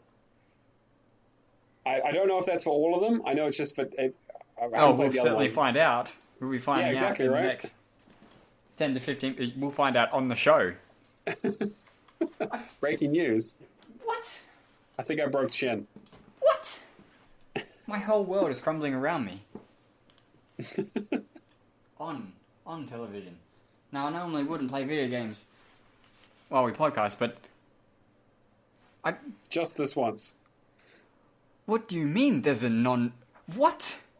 Yeah, I don't know if it's in the other games, but We'll yeah, find- apparently, because I looked at the solution for the because that was the one thing I was worried about before starting it, was that it had a 3-star all the maps achievement, and I realized that there's a time limit that you need to finish the levels in to get that achievement. Yeah. And it was like, oh yeah, here's a guide for that, or you could just go into the options menu and turn off hard difficulty. And I was like, wow, more games need that. Just turn off hard difficulty. Yeah, why didn't I think of that? This, So I want, yeah, I this want. better not be an option in the other games, otherwise I'm just going to be... So do the other games have that time limit stuff as well? Yes. Yeah, but it was never too difficult. I didn't Sure. feel like it was... Alright. Continue. All 4 of them are installing. All right. It's going to be... This is the levels of anger that I'm going to feel if it doesn't turn off hard mode. Just... Oh... And so, last but not least, I've been running through Borderlands 2 with a friend of the show, No Shade Bush, also known as Shadowless Hedge. Oh, I love that. I looked forward. I read ahead and I read that. Oh my god, that's brilliant. Because I was like, No Shade Bush. I'm trying to work out how the name worked. I'm like, I don't. And then I read it. Oh, that's brilliant. Yeah, so Luckily, Shadowless. he won't Shadowless find out Hedge. why his name is that in the Discord until later. Yeah, don't spoil it for him. So yeah, we've been working on that. He's been basically power leveling me through the DLC. So I've got we did Captain Scarlet and the Pirate Booty, and we did Torg's whatever his arena thing is. Yeah. So now we're just working on Hammerlock, and then we're going to do the Dungeons and Dragons Tiny Tina thing after that. And then we're probably going to jump onto Guitar Hero 3 to boost out those achievements, now that we both have Cronus's. Yep. Oh, when you do the Tiny Tina stuff, I'll probably jump in just because I think the dice achievement covers everyone. So Oh, that'd be good. Yeah, I'll Yeah. definitely, yeah, for sure. yeah, I mean, it's not a ridiculously difficult, but if one of us can get it for everyone, that's better. Yeah, absolutely. And yeah, so that was pretty much my week. 4,620 gamer score, so a decent week, but not an amazing one. That's pretty good, especially given I only did 2.5. Let's see how. Actually, let's not see what Alex did because I know Alex beat me this week. But Oh, and I also played some Neverwinter, as usual. The new mod's out, and everyone's running around like their heads are on fire. Yeah. And it's, as Planting's been talking about, it's a rough one. did you get that free Undermountain pack thing? Yes, I did. Okay, Yep, cool. grab that for sure. I mean, to be fair, like the content's fine, and you can actually do the campaign in one sitting for the most part, rather than having to wait 8 weeks to finish it. Mm-hmm. So you don't have to collect currency. There is one achievement for collecting 500 relics, and you can only get 27 of them a day. So Oh, it will take you like okay. 18 days to do it. But to be fair, I mean, you do get good rewards from doing it. Like I got like a really good, weapon from the one I did today. So it's like, well, even if I wasn't getting achievements for it, it's still worth doing. Yeah, and it's not as if having to play Neverwinter for 18 days has really put off anyone at this point. Exactly right. And it's like an hour each day, which is fine, which is more the time that I used to spend, which was to log on to get my key and then logging straight off. So Yeah, so it's really not the worst that could have happened from this. But yeah, no, No. that's still a reasonable amount of Neverwinter to go. They're not stopping anytime soon, are they? well, I mean, every time I talk to Yoda and he says every time it comes out, he says this is the worst mod that they've done and they're not going to survive to the next one. And he's always wrong. And I keep hoping that he's going to be right. because anything to stop me from having to play this game would just be an absolute blessing. But I'm probably going to be playing this till the end of time. Good to know. I'm glad I dived it.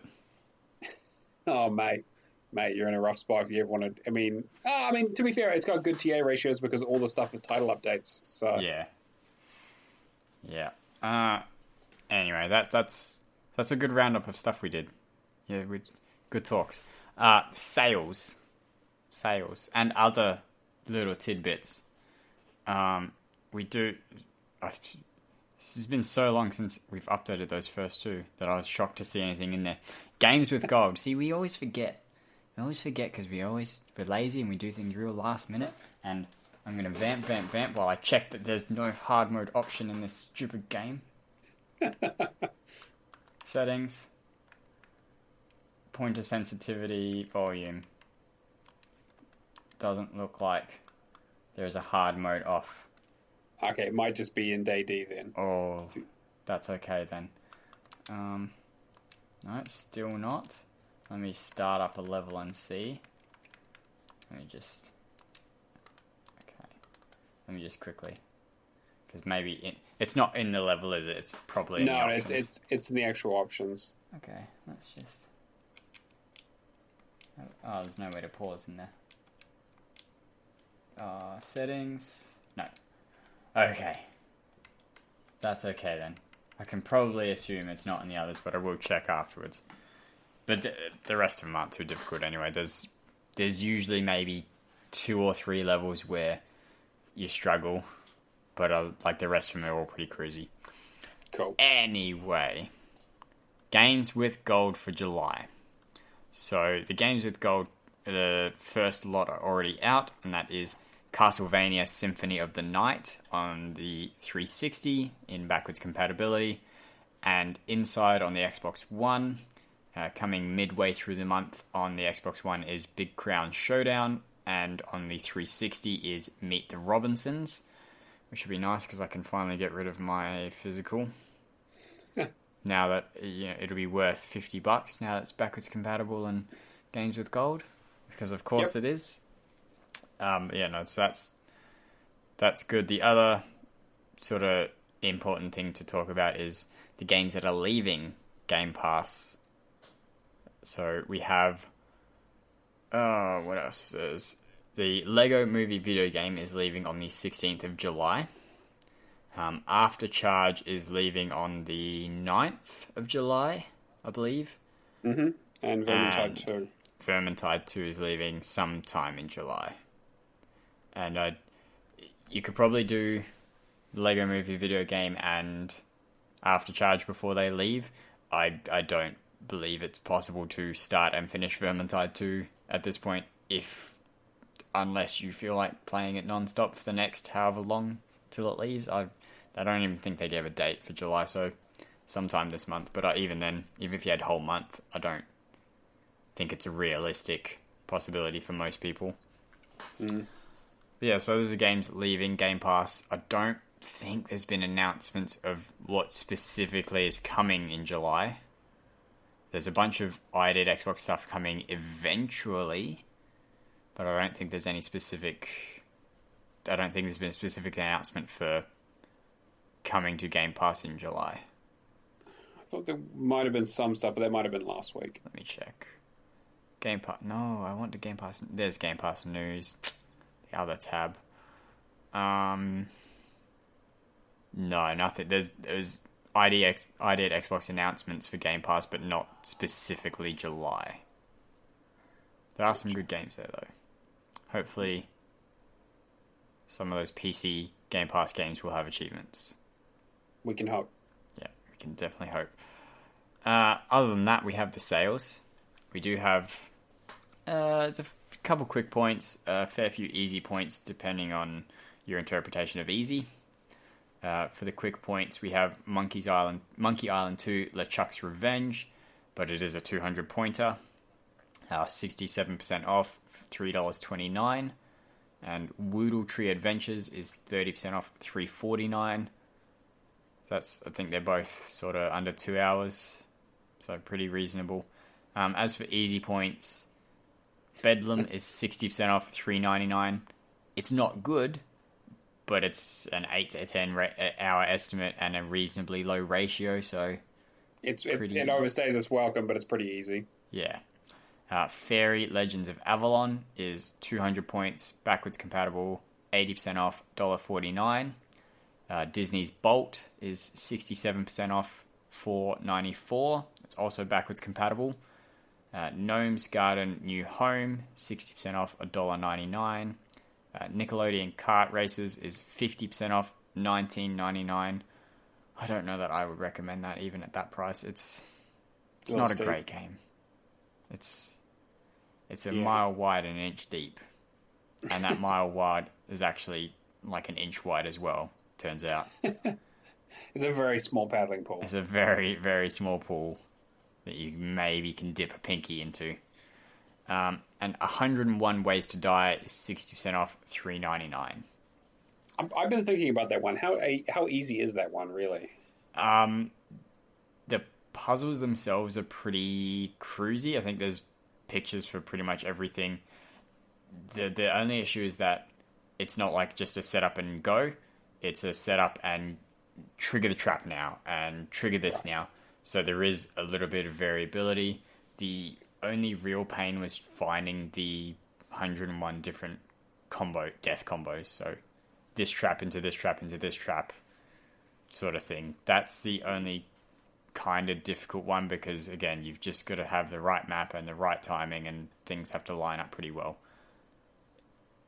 It can be frustrating, but for the most part, it's not difficult. Okay. As for host recommendations, this was tough for me this week. There wasn't too much that was great, and I didn't want to do Gnome's Garden again because I think I've talked about it enough at this point. But I chose Rhyme. It's 50% off, $14.99. I don't believe it's in Game Pass anymore, but I can't wait till I'm wrong. It was at one point. It might have was. Still is. Yeah. So if you don't have Game Pass, it's worth it. But I mean, it's still a great game. Story is kind of interesting. That's a bit of a puzzle platformer. Yeah, I think it's worth playing through. It's very unique. The art style is pretty. There are a couple things you need to sort of remember to do as you're playing, and that's to break all the pots along the way and to light all the torches. Pretty much everything else you can chapter select for, although there's a little bit you have to do before you can get back to the point of earning the achievement, but reasonably easy to do. Matt, what do you think people should buy? Yeah, so Rhyme would have been my first choice. It's a fantastic game. Failing that, Flying Tigers, Shadows over China, 50% off, $9.49. It is a World War II flight sim, but takes place over China rather than the sort of traditional European theater or the Pacific theater. So it's got a little bit more variation to it. Yeah. It's not amazing, but to be fair, it's kind of the right level of arcadey for a flight sim that I kind of enjoy, where it's relatively easy. There's a little bit of challenge to it. You get to fly around, shoot some things, do some dogfighting, drop some bombs, just sort of typical like, late 90s sort of video game fun. Yeah. Sounds all right. I always get tempted into doing the flight sim stuff, but just I like the idea of them, but the idea of it also turns me off because I'm kind of like, I don't want to do a flight sim. I don't want to have to fight people in a plane, but I like the flying bit. I enjoy, like, in the same way that I enjoy space combat sims as well, when they're pretty easy. Things like Dark Star 1 and things like and Freelancer, things that are really sort of simple, as opposed to this, more complex sort of things like Elite Dangerous or what was that other one? There's a few other ones. I like Sturmovik and that sort of stuff where they're a bit more. You need to actually know how to fly a plane rather than just like turn on a dime and shoot a guy with a machine gun. Yeah. As for potential purchases, I pretty much own everything this week, so there's not too much that I'm likely to buy from the sale. There are some other games that I will be buying just because I want to fill out my ownership of them, like the new Chemco game that comes out this week and the Artifacts Monday game from last week, just so that I can... Good. No hard mode turn off in that one. Yes. I'm still just making sure I didn't get shafted. But yeah, so what are you planning on buying, Matt? So I'm probably going to pick up Woodle Tree. I love saying that. Yeah, I know. I remember. No, that was recorded, Jen. We know. And probably the Gnome's Garden game, because you also talk about those a lot too. And then I might get 101 Ways to Die, depending on how masochistic I'm feeling. Yeah. Yeah, it is definitely... It's both easy and not at the same time, you know? It is what it is. Anyway, for new games coming out this week, we've got an interesting batch, I would say. On Wednesday, so earlier today, we have The Illusion of Elfalcia. That's definitely not what I called it in the staff forum, but that's what we're going to be polite now. That's the new Chemco title. We have also Ovivo comes out today. That's the new Sometimes You game. And Paradox Soul, the new Ratalaika game, comes out today. No hard mode turn off in that one as well. Just one more to install to check. Don't worry, I'm due diligence of whether I got shafted or not. On Thursday, we have the Stranger Things 3, the game. That'll be interesting because I spoke with the developers because I was in regards to a review key, and they weren't sending any pre-release keys out because it's essentially Season 3 of Stranger Things, but as a game. And they'd be super spoiler heavy, which I understood completely. I'm on the post-launch list. But that's interesting then. To see how they turn the whole thing into a game. Like all those aspects. I mean, I assume it's just going to be a turn-based RPG style strategy game, but you know, it looks interesting enough, and I look forward to it. Yeah, I mean, honestly, I haven't seen too much about it, but I mean, I enjoyed Stranger Things Season 1. Season 2 was okay as well. So and Season 3 comes out 4th of July, so that's the Thursday. So, I mean, I'll probably just watch all of it and then maybe pick up the game, depending on how much it is. Yeah, I think it's $20, I want to say off the top of my head, but I'm probably, which is probably reasonable, but maybe outside the realm of launch purchase. Yeah, considering how much other stuff we've got to play, you know. Yeah, no price at the moment, but I imagine it'll come soon enough. Then on, was it Friday? I lost it. Where is it? Friday. We have Voyage of the Dead, which is that light gun game. One of the two light gun games, well, three technically, but one of the light gun games is being released. That'll be interesting to see how that goes down. They Are Billions. Have you heard of They Are Billions? Yeah, it's a port from a PC game. It's about zombies, right? Yeah,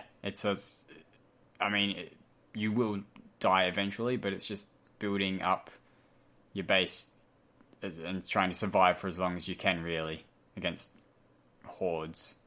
Yeah. It's interesting. I don't know how well it'll work with a controller as opposed to a mouse and keyboard, because it is one of those things where speed is important, being able to move quickly to certain buildings because I could be thinking of something completely different, but from what I remember, you know, if a building gets destroyed by the monsters, the zombies, whatever, then those people inside that building instantly become the monsters, so being able to destroy it or evacuate them quickly is kind of important.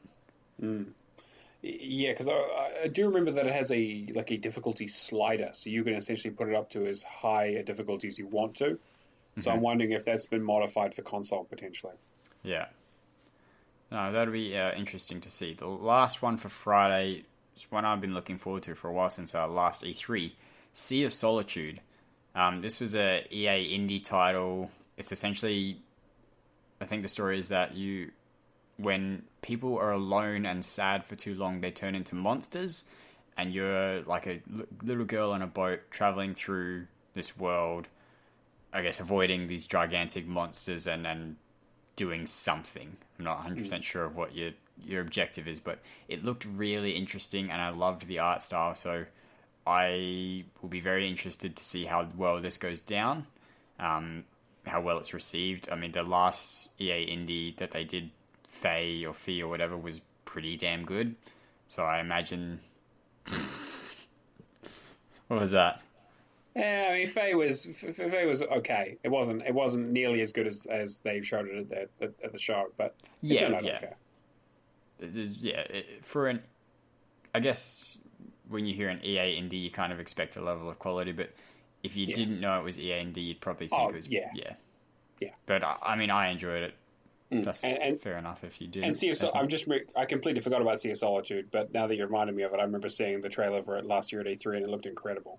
Yeah, and that's it's set me up to have high expectations. So I do look forward to seeing how well it gets received and how well it goes down.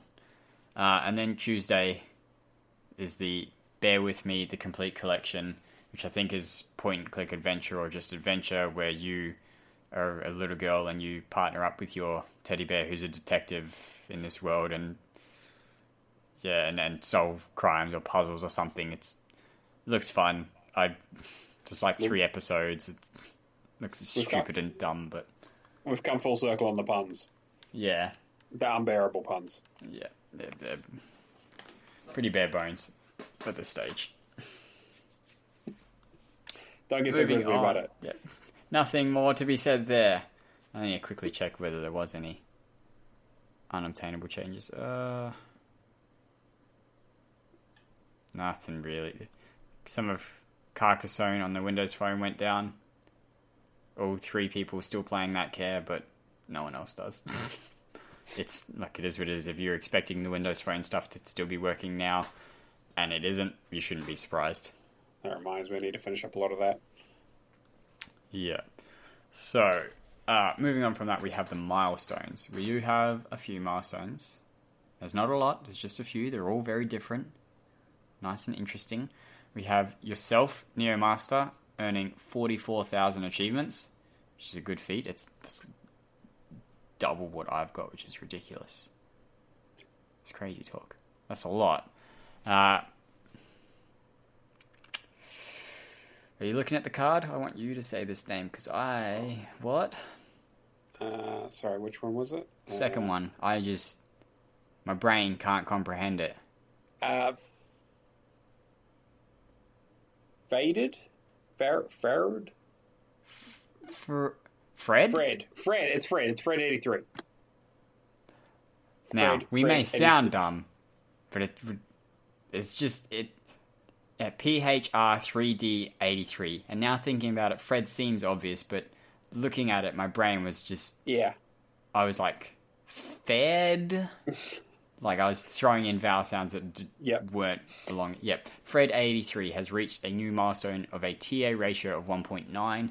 That's with 122,000 Gamerscore or so that's pretty good. That's pretty good. Reset 42 has... Oh, I didn't realize this is also an Achievements 1 milestone. Would have moved it. That's cool. Chronological order is the best order. Reset 42 has earned a new milestone of 7,000 Achievements 1. Ben L72 is on a 1,250-day achievement win streak. Dark Lord Davis has reached a new milestone of 500 games played. And Mad Kiwi, the Rocket League, he's the guy me and Alex always play with on Rocket League and doesn't really get Gamerscore, has 100,000 Gamerscore. That's pretty good. Don't know where he got all that from, but it's pretty good. Rocket League servers must have been down. Yeah, because he spends all his time on Rocket League. I don't know how he has other time. It must be his kids. I think his kids have gotten all that Gamerscore for him playing Minecraft. And just one other thing, I'm going to be hitting my 12-year anniversary of Xbox on the 7th. Ooh, happy birthday! Jeez. Yeah, I know, right? I didn't quite hit my 100,000 every year goal. I was still about 50,000 off, but I made a good effort. That's very good, especially. I mean, it's the fact that you've stuck for 12 years at it is probably more amazing to me than. It's horrifying, really, is what it is. But I can't stop now. But yeah, so I got my first achievement in Gears of War, Zen of the Art of Reloading on the 7th of the 7th of the 7th, which is when I bought my first Xbox 360. Wow. So That's good timing. Do you remember what the first game where you played together was? you and I? Yeah. It wasn't just you and I. Yeah, no, it would have been Human Fall Flat, right? Yep. When I abused a lot of you for not being able to climb, and then later realized it was just because I was the host. Because then one of you hosted, I played. I'm like, oh my god, this is awful. Yeah, it's like, absolutely. You just climb, guys. What do you mean you don't? The wall. Yeah, you lift your arms and you start climbing. I don't know what's wrong with you guys. You guys suck. And I play with one of them like, oh my god, you have to jump about 3 seconds before you actually want to do it. It was fun to revisit when the DLC came out for that dark level that we did. Man, I certainly apologize to everyone who was playing with me that time, and I abused for not being able to play properly. I think that was Rocker Dude and Fug, I want to say. Yeah, yeah. Good times. I know the pain now. So, with those awesome milestones done, that pretty much wraps up the show. So, if you would like to contact the show in any way, you can email us hello@realgamerscore.com. You can send us a message on Twitter @realgamerscore. Join us in the Discord, discord.io/realgamerscore. Or if for some strange reason you want to support us on Patreon with your hard-earned money, we appreciate it to no end. Patreon.com/realgamerscore. You're too late to get into for July's drawings, but you're certainly not too late to get a head start on month that's next. August. That one. Yep. That's right, you got it. Yep, running the show has just melted me. I'm so focused on thinking about important things that I forget what month comes after July. God. That's bad. You can write in questions at any of those places, and we will answer them on the podcast following. If you are interested on being on the show at any point in the future, please contact Professor Pluto on True Achievements or on Discord. Send a sample of your audio.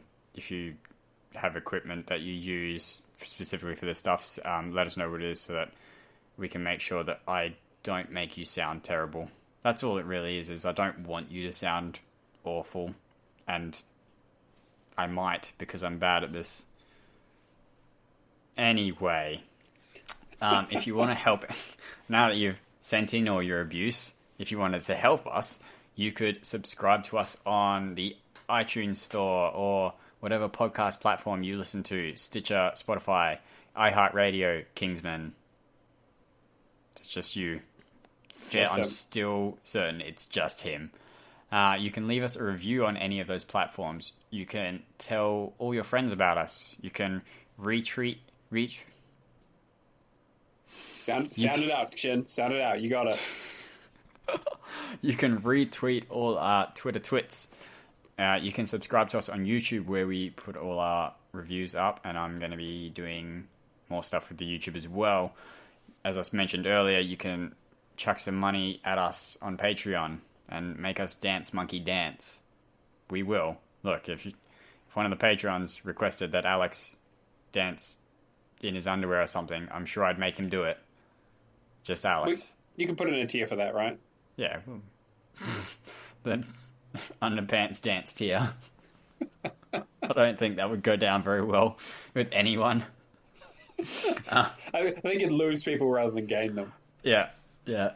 Especially if that's the we'd have to put that as the lowest tier, because then everyone has to get it, right? Well, you have to get a video of Alex. You get within $3 of it, and people would start being like, I don't know if I want to contribute to this. Just, if we put that in at like the $1 tier, is you'll get a video of Alex dancing in his underwear. Then, like, people are forced to get that video. They don't have a choice at this point. You want to support us, you're getting this video. There's no opt-out option. This is great. I can't wait to tell him what... I'm sure he's going to be thrilled. Yeah. If people wanted to contact you, Matt, how would they go about it? Best way to get a hold of me is Neomaster on Discord. I'm usually on there 24/7. Otherwise, hit me up on True Achievements, send me a friend request, whatever you want to do. As long as your gamer score is lower than mine, because if it's above mine, I'm not going to accept it, because I need to be top of that leaderboard. Fairly certain that in a couple years' time, Neo and I will no longer be friends. No, I'm not certain of that at all, actually. It'll be at least 3. It'll be at least 3. Yeah, at the rate you're going, Chin, yeah, you probably will catch up with me. Yeah. Anyway, if you want to get in contact with me, you can hit me up on Twitter or on Xbox Live, Discord, True Achievements. Find me on Mixer. I'm going to be streaming again this weekend with the Bean Dive coming up. It's going to be super fun times. Or it won't be, because it's a Bean Dive and it could be the worst times ever. I don't know. That's the fun of the Bean Dive.